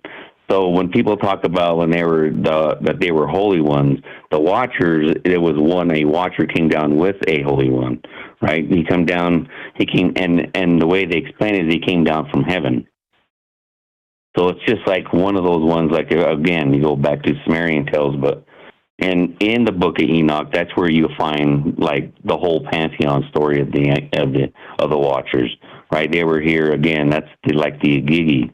They were supposed to come down here. They had women for wives, right? But when they came here, when they did start interacting with humans, right? That's when they started sharing this knowledge, and that's where they call them the fallen ones, because they weren't really supposed to be doing that. They had like certain skills, you know what I mean? Like ancient knowledge, metalworking, cosmetology, sorcery, divination, which is actually, more or less sorcery, because you're using, idols or whatnot, and pharmacology, which is, more or less how to take care of the body. Even that, you'll find that through ancient Egypt, right? Like in India as well, they were doing like major surgeries. But and they tell you that these people, their gods came down and, taught them all this ancient knowledge. But then you go back, when I speak, when I think about like watchers, so it's something like, you're talking in the beginning of your show, where it talks about like, they just watch, they don't interact, right? It's kind of like Odin's ravens, right? Hugin and Munin, right? Mind and thought. That's more or less what they're thought of, right? Or thought or memory. But they would fly off into like this world and, record a bunch of stuff and then go back and tell Odin what they've seen. So they were watchers, but they were, never interacted. They were just recording and, sending that out. Now there's some, ancient astronaut theory or whatever you want to call it, but you have like the story of the Black Knight satellite, right? This thing's been up there supposedly for, thousands of years, right? But what's interesting about this one, what gets me, like, again, you take with a grain of salt, but at the same time, when they were talking about the way it was going around the Earth, they was doing polar orbit instead of, regular orbit we were doing. We couldn't even achieve that until later on in the like 80s or 70s, late 70s, where we could get a satellite to do polar orbit. And that'd be the best way to do it if you're scanning something, doing polar orbit, because you could get every part of the Earth, going from north to south instead of, going east and west or east or, that direction, horizontal or vertically. So, let's see, what else? That's pretty much it. Yeah, that's about it, from like the watcher standpoint. I mean, I know there's a lot of ancient stories. I mean, I could go on for a while about, they're talking about these gods from, that were standby. They never really interacted. And when they did, they weren't actually really supposed to. That's what's crazy about even all these stories. You go Greek, Roman, Sumerian, Egyptian, even South American, like all these gods were supposed to be here, and they weren't really supposed to interact. They're just, again, like you're saying, the show is, they're supposed to be watching, but they start interfering with the human. I guess they fall in love with this somehow, either the males and females, they were doing both. They just fell in love with their creation and started doing things they weren't really supposed to be doing.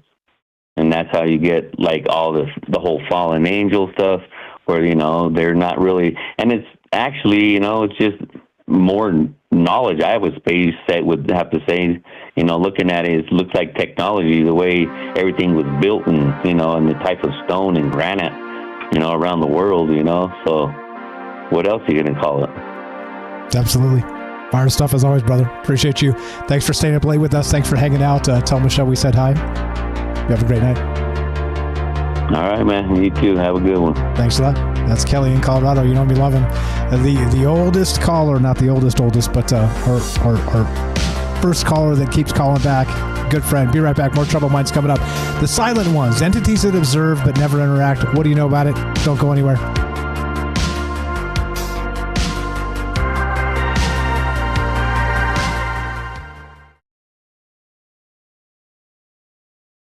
Drifting through the quantum haze.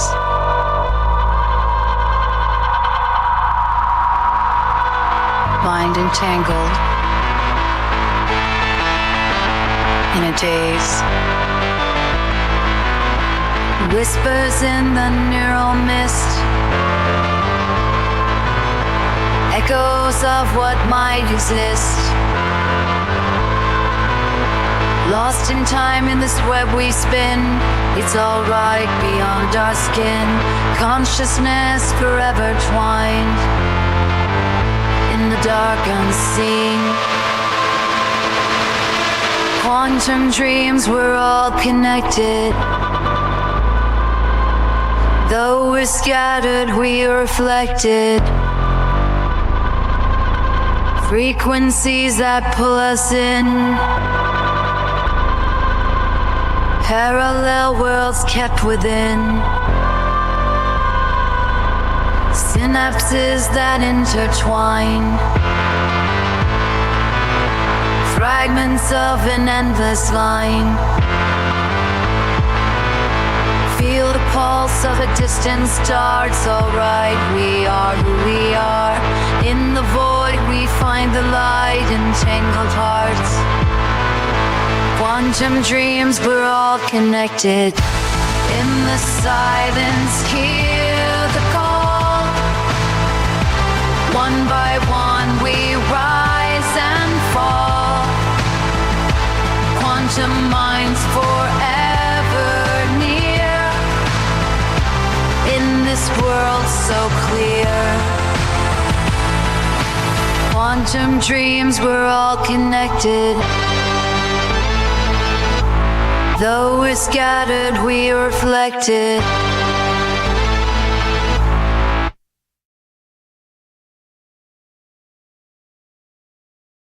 Dark energy in the depths we find. Mysteries of the human mind. Particles that drift afar. Whispers of who we are. Hold the thread of the great unknown. It's alright, we are never alone.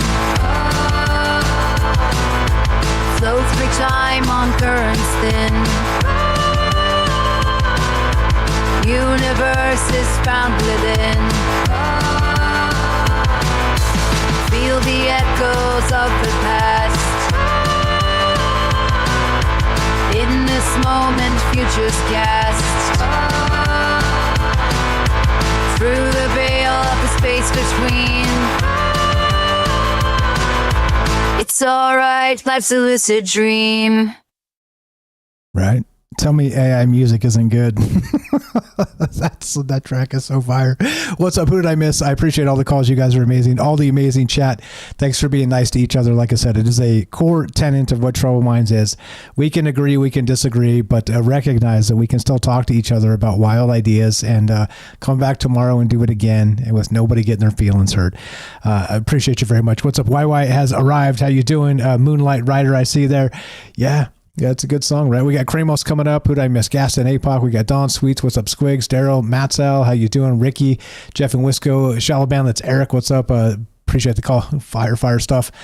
Michael W. Jorge, also fire stuff. Appreciate the call. We got a lot of smart friends, don't we? That's like I said, it's an embarrassment of riches, all these amazing people, and stack it all up, and we're Overflowing. Yeah, right. So Puff agrees. The song's a banger. Exactly right. But Mr. May, just say hi. I'll say hi back. And it's a partial here. One by one, we rise and fall. Right. Yeah, the lyrics in that too. Exactly. It's wild, right? You kind of type in wild ideas into the thing, and it's like, all right, well, here you go. And sometimes those songs are horrific. It's some of the worst stuff you've ever heard, but sometimes you get a gem, and that's good. Here we go. Troubled Minds coming up. We got more from James. We got Kramos and your calls as well. Who will watch the Watchers? Here we go.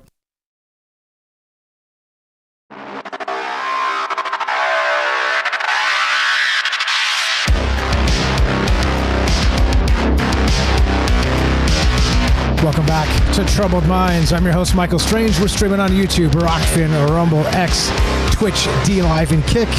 We are broadcasting live on the Troubled Minds Radio Network. That's KUAP Digital Broadcasting. And, of course, 88.4 FM Auckland, New Zealand on the Underground Media Network. Tonight, we're talking, well, what if unseen eyes have been watching us since the dawn of time?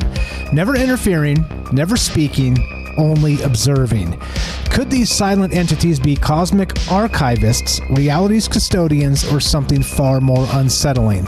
If their purpose is to wait, then the real question is, what happens when the waiting ends?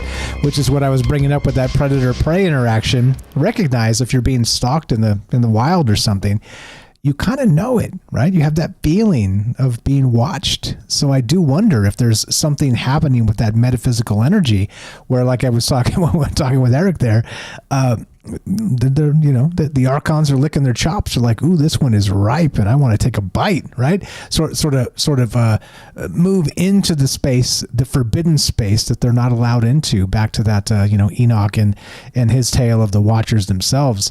I don't know. It's a wild thing to consider that our intuition is possibly our metaphysical antenna in a lot of ways. Again, just throwing an idea out there. What do you guys think? 702-957-1037. James, anything to add? And we'll go to Kramos after that. Great calls from everyone. I can confirm there have been a few times over the years where I've been sitting here and thinking, wow, someone's watching me. And I look around and there is Logan, my cat, sitting there looking at me. And it is a weird thing, but it does happen. And, who knows what's on their mind? I mean, as I say, my master is very merciful, but also she will end me at some point in time. I have no doubt there. No, kidding, not kidding, half joking, whatever you want to call that. But yeah, I've caught her watching me before, and it is a weird feeling when that happens. Yeah, it is, and it is, like I said, it's a thing that can be replicated. Not directly every single damn time, but certainly we have that instinct in us to kind of recognize when we're being sort of scoped out for the next bite, Anyway, do you think it fits into this? One more time, 702-957-1037. Click the Discord link at troubledminds.org. Come say hi. Come join the conversation here. My game is not to be weird and stupid. I mean, that's weird, yes, but not to make you feel unwelcome. My job is to make you feel welcome here. That's the whole point. Proving we can carve out our own corner of the internet. Well, this is where people that believe different things can get together and talk about them together. So everybody's welcome if you want to be part of the conversation. Let's go to Kramos. What's up, brother Kramos in Chile? How you doing, my man? You're on Troubled Minds with Mike and James and everybody else here. How are you, sir? And go right ahead. All you got to do is unmute and you're on Troubled Minds. Hello, Mike and James. Can you hear me? Yes, sir. Loud and clear. I'm going to turn you down just a little bit, but I can hear you just fine. What is going on? How are you tonight? Go right ahead. All good. I was listening to the show and some very great calls. Greetings to the people of New Zealand. I have family there. I'm going to receive a very important visit on April from my aunt and my cousin. Nice. Tell them we're on 88.4 FM, Auckland, New Zealand. Check it out. And by the Auckland, New Zealand. By the way, it's coming. We're expanding into different parts of New Zealand as well. I'll announce that when it happens. So it won't necessarily just be Auckland. It will be other places. And of course, we're working on syndicating in different ways as well, different countries. And of course, here terrestrially in the United States. But and by the way, you're in Chile. Can you help us with some of that secret sauce down there? I'd love to broadcast live on radio down there if you know anything about it. But anyway, I digress. Go right ahead. What do you got for us tonight? Oh, that's a great idea, and you read my mind. Let me tell you that much. I'm gonna give you my information about it other day in private chat. In the topic, I think it's great to have the history, biblic, religious history. Is great, but I want to make the announcement to everybody to start building your own Watchers history, because I put the link in the chat about Lucy, and this is a light in the night sky that appears whenever she wants, and sometimes I call her and she interacts. So Lucy, I call her, and sometimes she interacts with me, and I think every vision that everyone can see, it's their own interaction. The will and the energy of having or wanting to have that interaction, it built it. You can build the interaction, and you can see whatever you want.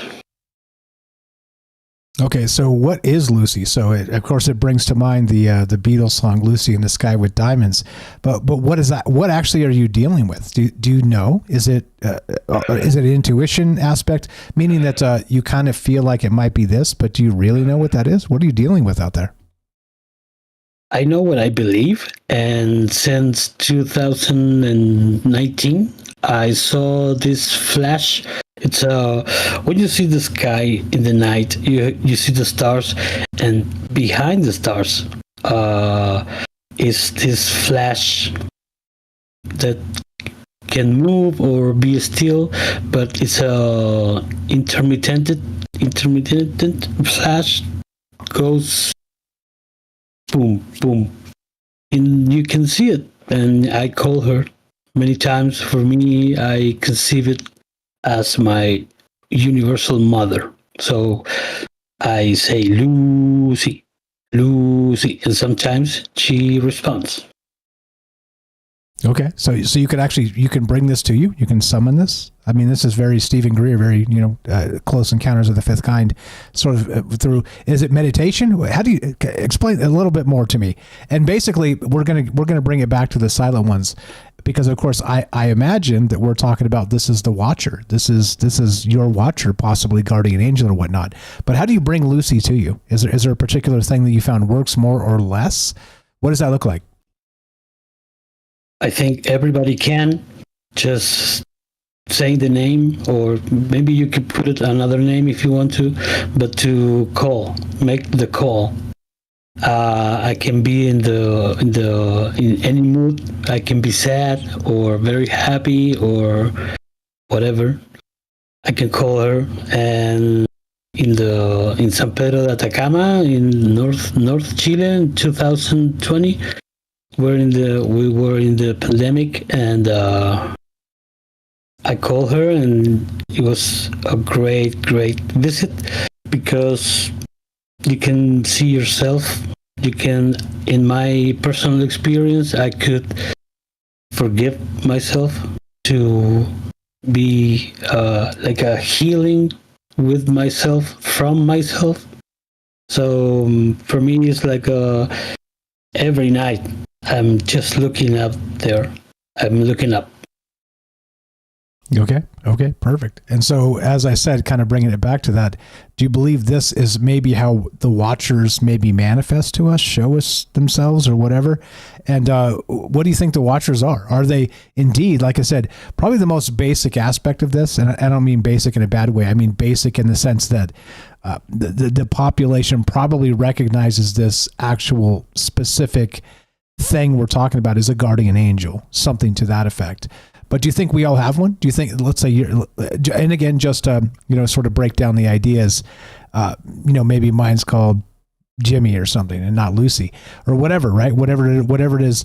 I got a question about that, but is mine here too? And I can go sort of find this. Do you think that's it? Or do you think there's maybe a I don't know, like a latent energy within us where we can see it. It shows it. I don't know. What's your take there? Do we all have this, or is this just one of those things that you think is unique to you? Yeah, everyone has the possibility and the circumstance to call for a connection. I think you have it also, and you can put the name that you want. There's not a static category. I think everybody can call it whatever, but to make the call and to see it, it's your own individual process, I think.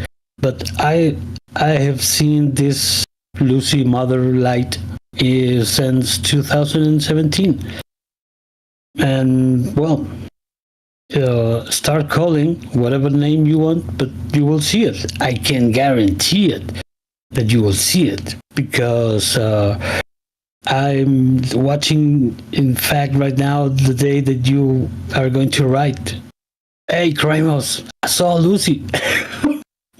Wait, but is my star in the sky, or the orb, or whatever we're looking at? The name you want. Whatever name I want. Okay, so it could be Jimmy or Frank or something, right?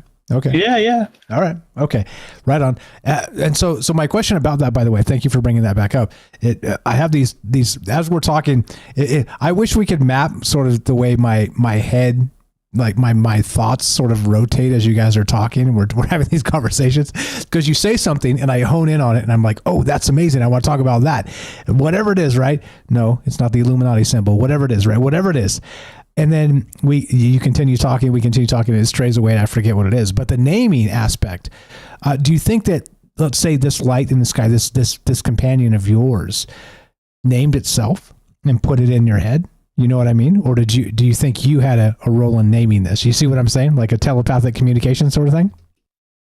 Yeah, I understand. When I saw this light the first time, a friend of mine in Santiago told me, "Yeah, that's Lucy," and I was like, "Who's Lucy?" The Flash that you were telling me about. That's Mother Lucy, and he starts explaining me the visions and the community. They're getting together and calling Lucy in many parts of Chile. So, guardian angel, of course. When I see Lucy and I know that she's there always, darkness will never touch a single cell of my material existence. So when I'm late night in the street, I call Lucy. When some guys are in the corner or walking in the same sidewalk, I call Lucy, and I feel absolutely safe because I know she's there. Awesome. Jorge in the chat says, yep, I see her too. She's my guardian angel as well. There you go. We got some corroboration here. How about, I don't know, as usual, right? You know me, I want to consider all the ideas, and I do wonder if this is the next step of that acceleration of technology, is that we're going to recognize these things and be able to sort of, I don't know, even spot the entanglement. Because again, technologically speaking, you could have an entanglement with this, entity, whatever you want to call it, the guardian angel or whatever, like actual quantum entanglement consciousness aspect with the quantum cognition and all that stuff. I don't know, it's weird. It's weird to me that, the old ways seem to be resurfacing and are becoming relevant. And welcome to Troubled Minds. That's how we do it. We got a call behind you, so we're kind of in that space where if you got more, you can finish, or you can kind of wrap it up. You tell me. We got Jen on the line behind you on the phone, but what you got? Go ahead. You decide. I will finish with a very simple idea. Sometimes if I don't call Mother Lucy, I'm walking my dogs and she appears anyways. And like I see in the side of my view spectrum, I see the flash and I look and there's a flash again. So sometimes she appears when I don't even call her. And so that's why now I walk my dogs looking for her and calling her every single night. So I think maybe you will see her in the name of the belief that you want to build on it. You will see her maybe when you don't call it or call him or whatever, or maybe you will see it when you call her or call him, whatever. So everybody starts calling. I think they're going to be a very good surprise. Right on. Fire stuff. I appreciate it very much. Thank you for sharing the experience and the ideas, and of course the name. Maybe Lucy can also visit you. Don't forget to follow Kramos. troubledminds.org/friends. Scroll down a little bit. It says Kramos here. Go check out his YouTube channel. Talented guy, as you know. We've like I said, we have a knack for attracting talented friends. I don't know what it is. But I'll take it. Very smart, very, very talented folks. We're talking the silent ones tonight, entities that observe but never interact. What is this? We've done shows on this in the past. Who will watch the watchers, of course. It's one of the most basic, the old idea, because this scales up. And so if there are eternal watchers, of course, well, who's watching whom? 702-957-1037. Click the Discord link at troubledminds.org. We'll put you on the show. Just like this, let's go to Jen in Missouri, the Arcane Observer. How are you? Welcome to the show. Go right ahead. Hey, Mike. How's it going? Good evening. I'm doing fantastic. I was not feeling it when we started, but you guys saved me. So thank you. Appreciate that very much. Yeah, how could you not be? How could you not be? I don't know. It's an incredible topic. The muses are a fickle thing. I don't know. Sometimes you feel it, sometimes you don't. But I'm glad I'm here, and I'm glad we get all the amazing ideas from you amazing people. What you got for us tonight? Okay, well, we have talked about it, but I mean, there's always more to talk about with it. I think that when I'm looking at this, when I'm thinking about the Watchers, I absolutely believe in the Watchers. The concept is there's an observance occurring in some way. It's not always obvious. I mean, we are an observer. If you're studying in when they're talking about, any type of esoteric art at all, they begin to try to separate you from just living in the experience, and they want to take you outside of it, and they want you to observe it from the outside, even observe yourself from the outside. It's like the rider and the horse scenario. So, anytime people are going into, at least in all the things I've ever heard about or anything like that, there's always this concept of you have to take yourself outside of just at first, you have to take yourself out of that sort of domain and see yourself sort of outside of, you have to see from the outside, cast something of yourself outside of yourself and be seeing yourself going through what you're doing and all the events that you're having and so on and so forth.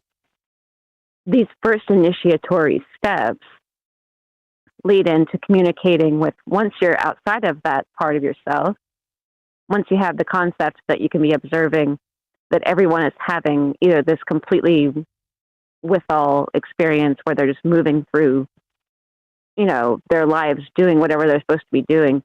But when they separate away from that and they're observing what they're doing from the outside through some mental practices and things like that, they begin to see an observer effect occurring. And it's sort of like, instead of just being the horse or being whatever the case, you see yourself as a soul riding a horse and then seeing it in that kind of way, but then observing your own environment. But in that environment of when you're casting yourself up out there, there's a sort of realization that, too, you're kind of communing up with the other seeing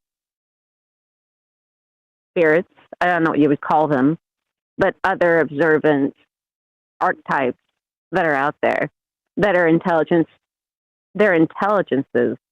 that are separate from the experience, that are observing the experience, and there's interactions with them. You see this in voodoo, and you see this in every type of, in quote, witchcraft of any kind, of anything like that. There's an interaction in that regard, but you have to come outside of your experience first.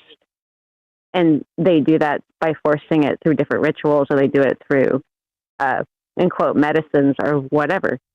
But there's simple ways of doing that just through practices. But then the actual nature of those entities that are out in there and what you actually are when you're alone with yourself is a much different creature than what you are presenting to the world. So, the interactions people have with their own species and everything is all a societal expectation. But if we're being really honest, about the nature of the world we are living in. And though it is very beautiful and everything, it's kind of like you've talked about before, sort of the savage garden aspect. Because that is exactly what it is. There is not not necessarily, it appears to be a kindness, that's how we're interpreting it, but there is all these aspects at work in nature that are not necessarily kind. They are the way that they are. And there's a great deal of cruelty in it. You see that with all of the other creatures we are surrounded by. There is nothing that is simply benevolent. Even butterflies eat blood and sweat and will feast upon it and drain something of it. So even the most beautiful things that you're seeing, there's this undercurrent that could be perceived, at least in human terms, as being a negative thing. So when thinking about what are they watching for, or what are they observing? And then if you look at the human history of mythologies and things like that, which I like is that, a lot of people are talking about that right now. And how all of those mythologies are all tied together. They all tell the same stories. You can go anywhere on the planet and they all tell the same stories. And it's not a very nice story in some regards. I mean, we interpret it that way, but there's all this confusion and there's talk about, what is actual devil worship?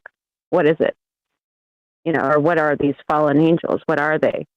The idea that something they were set to be doing something. In the case of the fallen angels, these were angels that left their first estate. The concept that they were drawn down for some reason to observe. And then the issue of how human beings, the way that they are entwined with some type of divinity. The stories about Osiris, and you see it in Dionysus, I mentioned this in the chat, Dionysus, Osiris, Woden, all of these, you can, many of those gods, that they were, that particular archetype of that god, there was this sort of the heart continuing on, though the body was shred to pieces, though it was torn apart. And Zoroastrianism talks about this. And I'm going to come back to why the Watchers are in any way associated with what I'm talking about. But in Zoroastrianism, the concept is that there's an avataristic experience going on where you come here and you're almost like a puppet for something that is aware of something that you are not aware of. And it is using the avatar in a way, and the avatar is a sacrifice. This is all up throughout all of the sacrificial conversations, and you see that with the heart surviving, like whenever, even in the Maya, where they rip the heart out, literally beating, and show it to the sun. And you see that in so many different practices, where though it's saying that this is something separate from this life force is something separate from this. Even, I guess you can see it reflected in Christianity most recently, a very new way of seeing it. The concept, but it's a very ancient, clarifying vision of it for the West. But the idea of the you and me, we will all be sacrificed. We are living this life to experience what is necessary to be experienced. And there's only two choices. There's only two in this world, is to live or die. And so there's this choice all the time about how you will live and the confrontations you have with life and how it is constantly challenging that. You'll have a good day and then something really terrible will happen. And it goes on and on like that. But at the end of it all, there is the surrender to that. Now, the watcher aspect of it, of how is that tying in? Entertainment. I mean, the whole, are you not entertained? And the things that I deal with and see a lot of times, I just work with crime. I work with criminals and things like that. So I see a lot of the horrific things that people can do. We try to tie a lot of benevolence, that there is some type of guardianship or kindness involved in it all. But I mean, this is clearly, it's not necessarily just for entertainment. There's something very unusual about the nature of whatever these watchers are. They are not necessarily, I don't think, and this is my personal opinion, they're not human. There's something different about it. Very well said. I that's why I talk about this, by the way. You know me. We've been friends for a long time now. And I see a very serious element to this. And that's why these conversations need to happen. Always a pleasure, Jen. Appreciate the call. You have a fantastic night. Unless you got more, you're welcome to stay. You tell me. Thank you, Mike. Do you have anybody calling? I'll say one last thing if you don't have somebody calling. Ricky's right behind you, but we got more if you can be more. I'll call it a night then. Okay. Thank you, Mike. Have a great night. Be right back. More Troubled Minds on the way. I'll tell you about Jim when we get back. Don't go anywhere.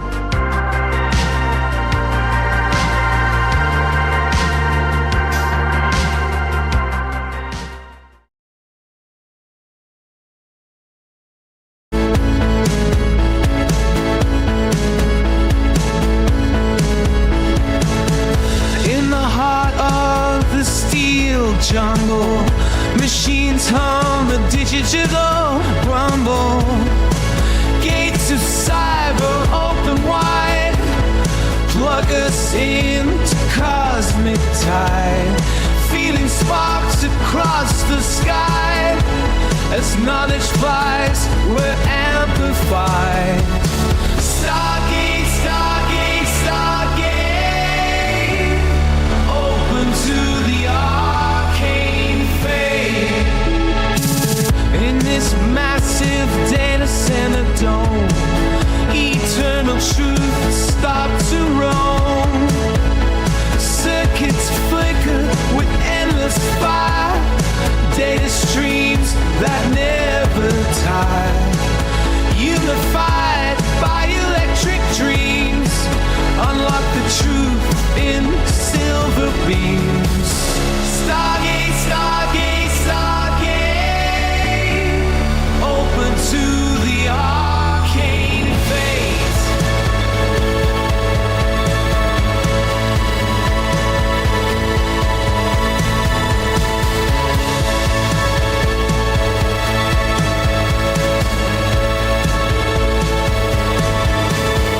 Synthesize what we seek and find.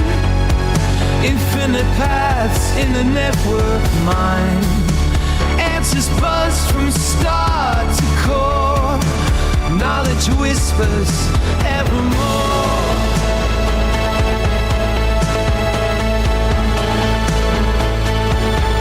Stargate, Stargate, Stargate, open to the arcane fate.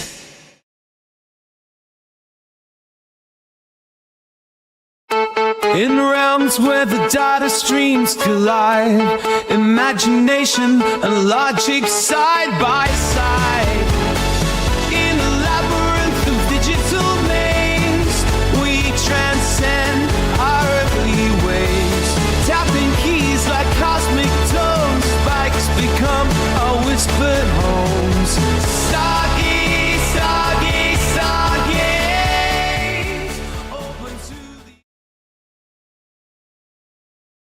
Indeed. What's up, guys? Hope everybody's well tonight.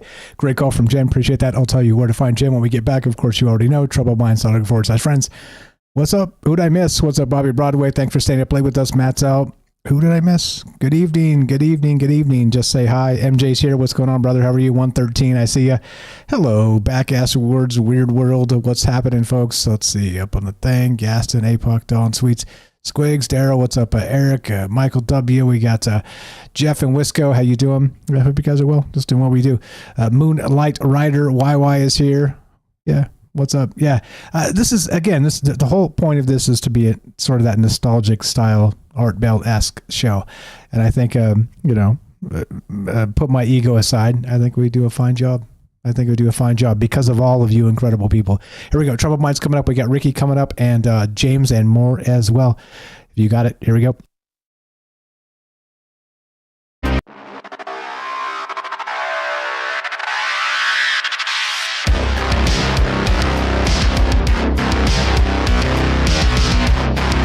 Welcome back to Troubled Minds. I'm your host, Michael Strange. We're streaming on YouTube, Rockfin, Rumble, X, Twitch, D-Live, and Kick.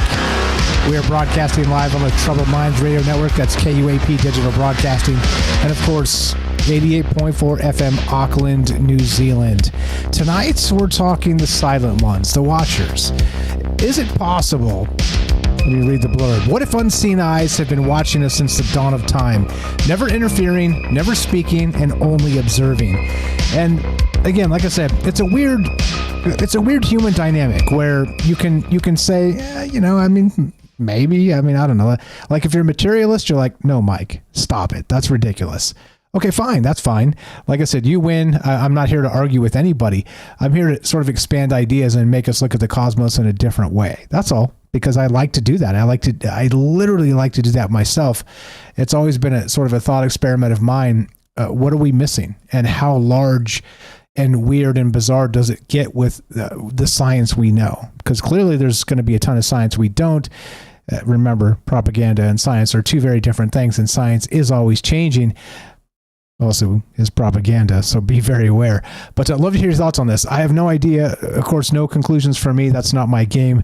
It's just possibilities. But what do you know about the silent ones and the watchers themselves?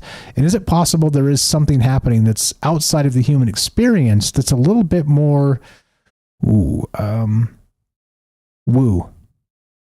James, anything you got? And then we'll go to Ricky after that. Just great calls from everyone. Great call from Jen. Always glad to hear from her.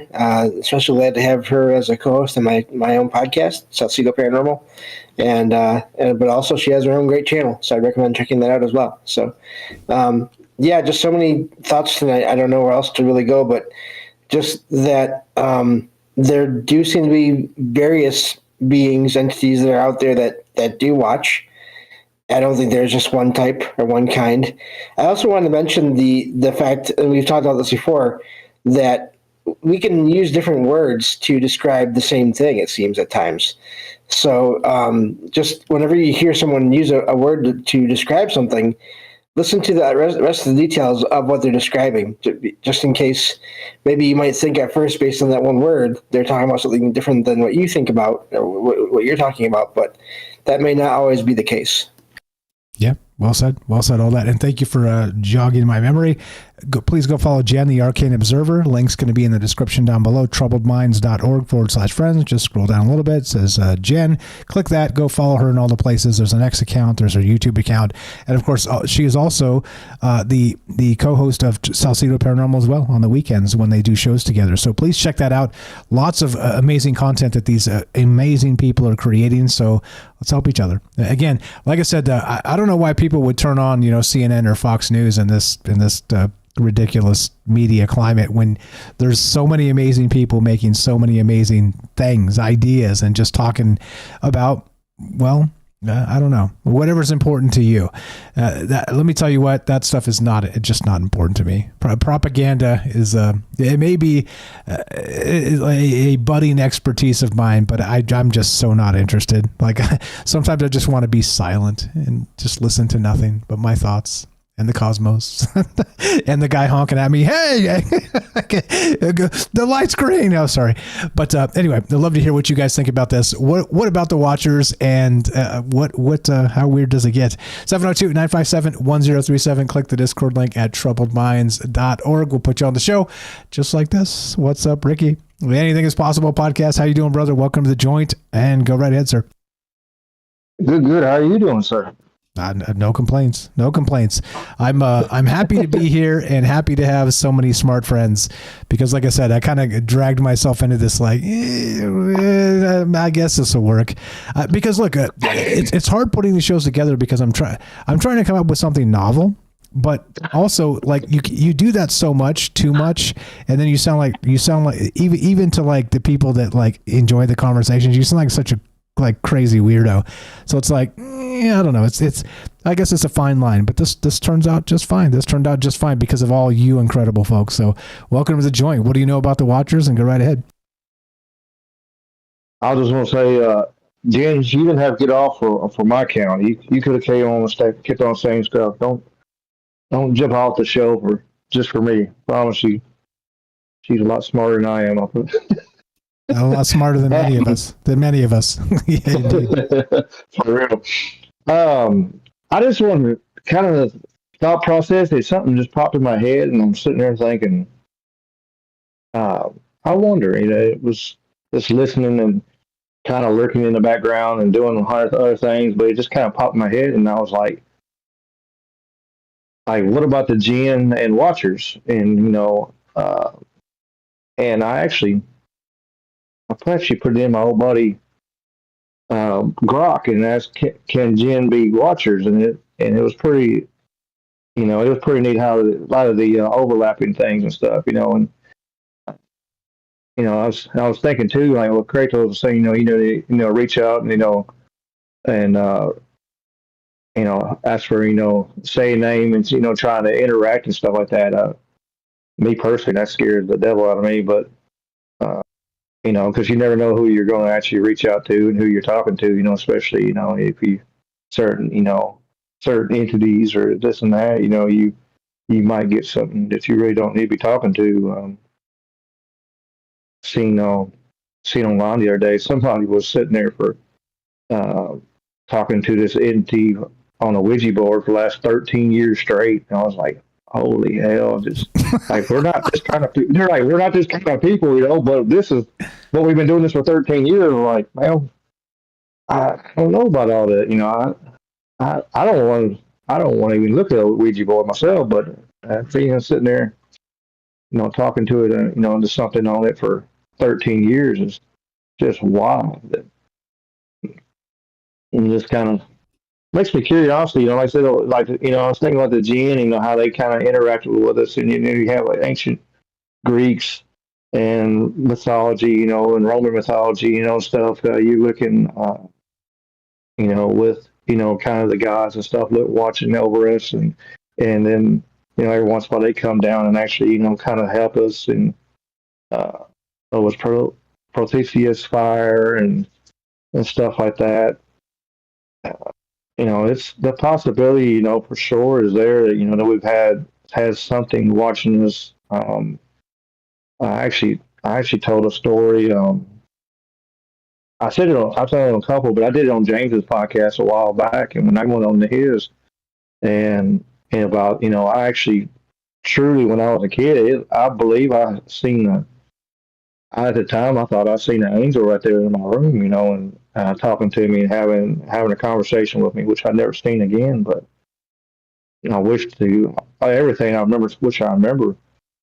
But I've seen that. You see spirits, you see kind of darkness and shadow people and stuff like that over time. But guardian angels and stuff like that, I do believe in that. There's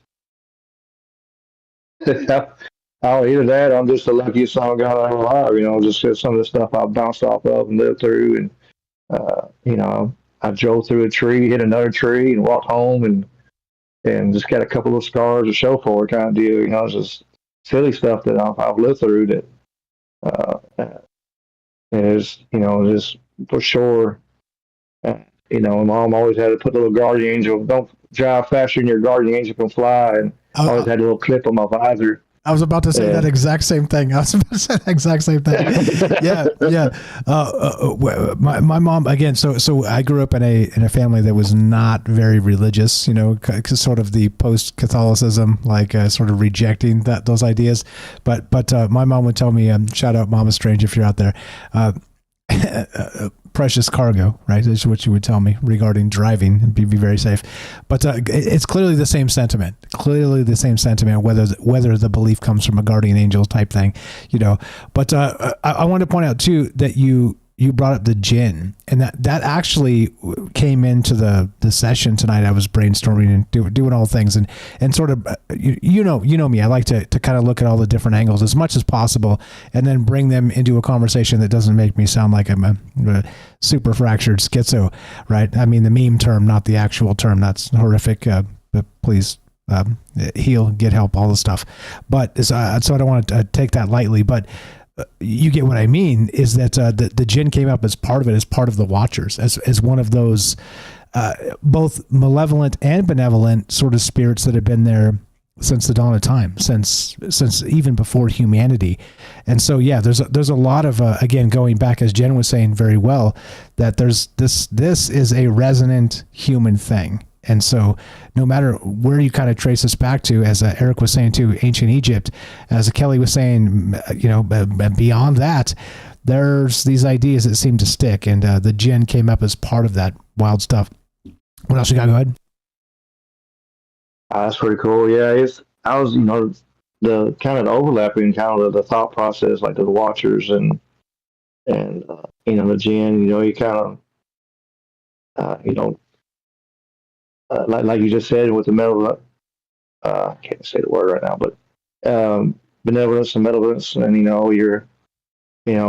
they have, there's good Jinn. They believe there's good Jinn, there's bad Jinn. They're kind of more evil, kind of tricksters. That'll mess with you and kind of stuff like that, and you're looking at a lot of the demons and stuff. It's been a kind of cool, interesting subject, tonight, and I said that just thought process is kind of cool. That thought process of the gym popped in my head and made me want to think about it. And I wrote this down earlier. I don't know if I was going to actually click on there and call in or not, but Shane was talking about, like the old buildings and stuff. There's several actually looking into on a completely only 180 switch subject is, talking about like the old time structures and stuff, like maybe maybe the older civilization, because they, if you look at like in our history books, a lot of buildings and stuff, they say, well, it was this magnificent marble building, brick and marble building was built in like a year, and we couldn't touch it, in 10 years, we couldn't do the same thing kind of deal. And there's there's several I've seen talking about that, like the old time architecture, and maybe actually some of these buildings were actually older than we actually, kind of like the old temples and stuff where they were built on top of an old temple kind of thing, with like, in Greek and ancient Turkey and stuff like that. You can see the old structure and all that. So actually there's a lot of thought process. I've seen a couple of times for different spots. Sweets actually sent me the one channel, and talking about the old architecture, and like possibly that was like a lot of them buildings are already here way before. That's because like a lot of the old maps and stuff like that actually showed cities and towns over here even before that. There was even known to be here, like castles and stuff like that. So it was, I had that pop in my head too when Shane was talking. But yeah, that's all I got really. I just wanted to thought about process that Jinn and the Watchers actually could be correlated right there, and the Kratos talking about the talking to him and speaking to their like I said, that scares me there. I like messing with stuff though myself. Yeah. Well, the thing becomes, like you brought up spirit boards too, is that I call it the Ouija board effect, right? But some people have sort of taken the term out, sort of unloaded the term, and spirit board sounds a lot less scary, right? And so, as usual, when you're communicating with something,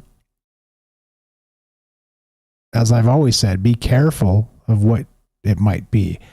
Right. It's there are, again, trickster elements, not just in humanity, but you would expect there's a mirror of that in entities elsewhere. And as James said earlier, stuff could be good, stuff can be bad. Walk into a room with people, right? And it's a weird thing too. The dynamic, just in human terms, is that just because you don't vibe with somebody doesn't mean they're not like a cool and chill person, right? I mean, so there's still, like sort of a dissonant energy effect of two good people that maybe are just not interested in the same stuff, So I don't know. It's complicated for sure when you talk about these ideas, but I don't know. Like I just my non-expert opinion when you're dealing with that type of stuff is be cautious, and that maybe you're not communicating with who you're communicating with. That's all.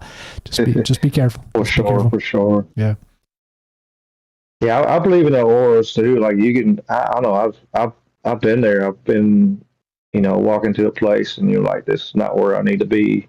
And it could be, it could be like, you know, that people are in a different mindset or different mindset. But I think sometimes, that we have very good, you know, mind and conscience inside of us that, that a lot of times we ignore. We kind of blow it off like, it's just, just me messing with myself, But, you know, me personally, I've seen it so many times go, hey, when I ignored it, bad stuff happened every time. I truly ignored it. Like, man, this ain't good. This ain't good. Like, it was deep down. And then later, I'm like, all right, I'm gonna pay attention. And then I would make sure I didn't do stuff. And then later on, I found out like if I'd been there or been to that near that person or this kind of situation would happen, I would have been into some deep shit. Deep stuff. I'm sorry, but it was for sure, that energy and, inside us, just, people need to pay attention to it, and what we're doing and be cautious, like you said, be cautious of who you talk to and who you're around and, positive vibes and stuff, positive people. If you bring yourself around negative people, you're going to be negative. You're going to have negative energy and you're going to think negative and you're going to be down and depressed and stuff. And you actually, when you turn around and you fill your life with positive people, then you'll see a complete 180 change, and all of a sudden your uplifting outlook on life is just turned up because you're not gloom and doom. If you hear gloom and doom every day, like you said, like why pay attention to all the news and Fox and CNN, gloom and doom and despair. If you sit there and you can listen to so much more positive stuff and actually be happier and enjoy life a little more. Amen. Like I said, follow Alex Jones on X and then enable notifications. I've done that just to see how he markets. I'm a Machiavellian a-hole sometimes, and I'm like, so what is this guy doing that like exploded? And he, of course, he's a propagandist, 100%. Okay, he might be a deep state, right? I don't know. Like you guys decide on that. But everything he posts or tweets is like, the end is nigh. Like everything is doom. Everything is doom. It's like, really, bro? Like, can we not do doom all the time? Anyway, Ricky, you have enlightened me to a concept that we need to do a show on. So I've made a note, and I'm calling it. And it won't happen very soon unless I run out of ideas, which happens sometimes. But I'm calling it metaphysical stranger danger. And so, be careful who you're talking to when you're talking to them. That's all I got on that. What else you got, sir? Go ahead if you got anything else. I said, yeah, I used to be, I listened to Alex every once in a while. I used to for a little while, and my buddy of mine had to sit there and catch me. He's like, Ricky, calm the F down, he's like, it's all right, I was like, man, I gotta do this, the hell world at the end, basically, and I was just, and I got all in my head, and I gotta do this for my parents, I gotta do this, I ain't got the money to do all that, I'm just going nuts, and he was like, Ricky, turn that shit off, it's stop watching it, it's for a little bit at least, I'm like, and so and so now it's like, I believe in everything. It's like yin and yang, moderation, if you need to see a little bit what's going on in the world for sure. You can't just put your head in the sand and hope to God something, somebody don't kick you in the butt as they walk by.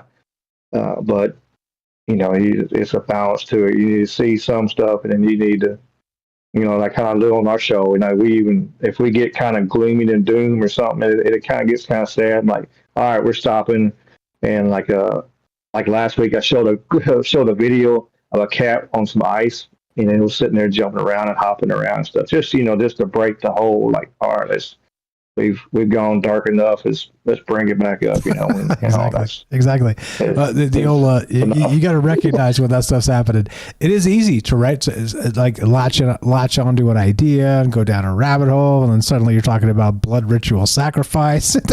I mean, you know what I mean? Especially like in like a conspiracy type of space. Ooh, that gets to be some really, really heavy stuff.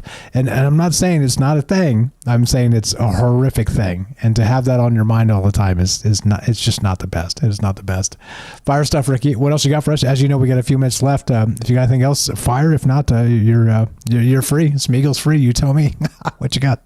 That's it. I appreciate you as always. I appreciate you, doing the show and everybody, all the callers and stuff. Everything it's always a blessing to have so many different concepts and different ideas of different people and different ways of looking at things. I had some funny story. I had some Jehovah's Witnesses one day show up at my house, and I think I was almost converted them that day to myself, but because they were.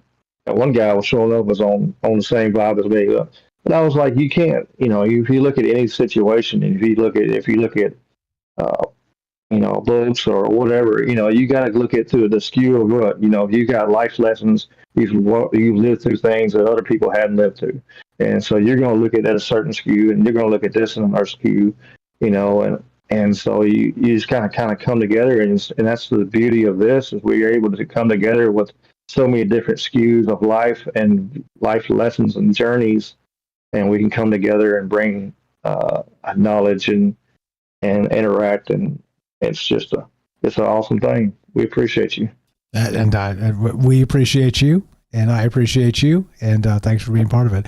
Always a pleasure, brother. Thanks for staying up late with us. I know you're East Coast style a little bit, so it is later for you than it is for me, you dirty time traveler, but thanks for spending your time and energy with us. Always a pleasure, and you have a great night. Thanks for the call. Yes, sir. You too. Thank you. Ricky, you know him, you love him. The AIP is the name of his podcast. Anything is possible. He's here on the network with us. Troubled Minds, what's it called? KUAP Digital Broadcasting. So it gets late in the night. My mind goes sideways. Check it out. AIP, A.I.P. Ricky is how you would find him, or of course, just how you find all the rest of these amazing people. That it is part of the in club and not the out club. Okay. You help me one iota, I'm going to try and help you, okay? That's it. So spread the word, let people know a conversation's happening. I'll say that in the end here, but do go to troubledminds.org/friends, troubledminds.net/friends also works if this one's not loading fast enough because we got loading problems on the main page. I'm working on that, but just scroll down, troubledminds.org/friends, scroll down, it says Ricky. There you go. Bingo. Click it right there. Follow Ricky, and you'll find his podcast. And he's got some really, really smart friends too, where they're chopping it up, doing conspiracy style talk, kind of in a like we do Friday nights, in a sort of a loose format to just talk about stuff and see what comes up, what people are thinking, and yeah. So do give him a follow again. Anything is possible is the name of the podcast. Ricky, troubledminds.org/friends. James, anything to add before we wrap this up? Great call from Ricky. Great calls from everyone. Yeah, just great topic. I wanted to touch on the whole idea of sort of watching who we're communicating with or how we're communicating. I think one of the dangers is, especially when it comes to any kind of spirit board or whatever, unless you are specific about who you want to talk to, if you just say hello, you're saying hello to who knows how many presences out there, and or none. It's impossible to say all the time. When you're sort of just shouting out into the open, you never know what you're going to get with that. But on the flip side of that, it is amazing because I've heard, as everyone knows, I listen to all kinds of shows. I've been doing that for years now, and there are people that use these spirit boards and other techniques that most people think are just. It's not a good idea to use at all. There are people that use these devices, and they, for the most part, have amazing experiences with them, and they become sort of tools for just enhancing their lives or the lives of others. So that's why all this is so important to talk about, because it is just so complicated. Yeah, or at least it can be. So, and I did want to mention too, it's amazing with the Watchers, the idea of that is, and this is something we talked about before. I put in the chat earlier a link to, there's a version of these beings in Marvel, in the comics. And it makes me wonder, I mean, just how many different versions of Watchers are there? Are there just versions that are right here on the planet with us? Are there others that are out there in space somewhere? Yeah, well said. The Watchers in Marvel are amazing too. It's you guys, what did I watch recently? 6-ish months ago. It was Marvel's What If. I think it was on Disney or whatever, right? Which I've canceled. But yeah. Anyway, the Watchers. Never mind. It's too late. But basically, if you can see the Watchers sort of back through the veil, it's like the ultimate reversal Uno card mind screw, right? You've pierced the veil and you're seeing who's seeing you. And again, metaphysically, it's like, well, does that mean you've become an ascended master or something? A wizard? Maybe. But also, is it possible? And this is actually goes back to esoteric tradition as well. That's can we fool ourselves that we're a wizard and see things that aren't there? Yeah, it all plays, and that's why it's important to consider all these ideas as, let's say, fungible in terms of credibility. And I say that in the nicest way, because who knows? Who really knows? The nature of reality is a slippery fish, as I like to call it. Truth is a slippery fish, and if anybody out there knows the answers, all the answers, I expect them to be glowing and floating. That's what I expect. If I'm going to say yes, master, to anybody, they better be able to glow and float. That's my human criteria. If you want to help Troubled Minds, help our friends, you know what to do. troubledminds.org/friends, troubledminds.net/friends in case the main website is down. Scroll down. Look at all these amazing people. It is an in club, not an out club. You belong on this list. All you got to do is help us one little bit, one iota, and I want to help you too. Let's get you on this list. Help us spread the word. Let people know a conversation is happening where we will not tell you who to vote for. I've never done it on this show. I will not ever do it on this show. And by the way, the political space is... What's the term? What's the term, James? What's the term? There's a term here. I'm trying to be radio friendly, but think of the most derogatory radio friendly term I can come up with. Any ideas? Boy, it's complicated. Complicated. I'll say disappointing. I'll also add disappointing. There's a lot of you fill in the blank. Yeah. Anyway, so that's that. I don't know. Answers few, questions many. That's exactly the point of this. And looking at the world in just a slightly different way to maybe reframe who we are, where we're coming from, and where we're headed. But don't forget also the AI stuff. Like I said, like I've always said, like I continue to say, that acceleration is upon us. What does it look like? Nobody knows yet. But fasten in. Lock in your safety belts. What do they say in the planes? Put your tables in the upright position, whatever. Anyway. Dear God. Here we go. As we finish, it goes exactly like this. Be sure, be strong, be true. Thank you for listening. From our troubled minds to yours, have a great night. Thanks for making my night. You guys are incredible. I'll see you on Thursday, God willing. Michael Strange out.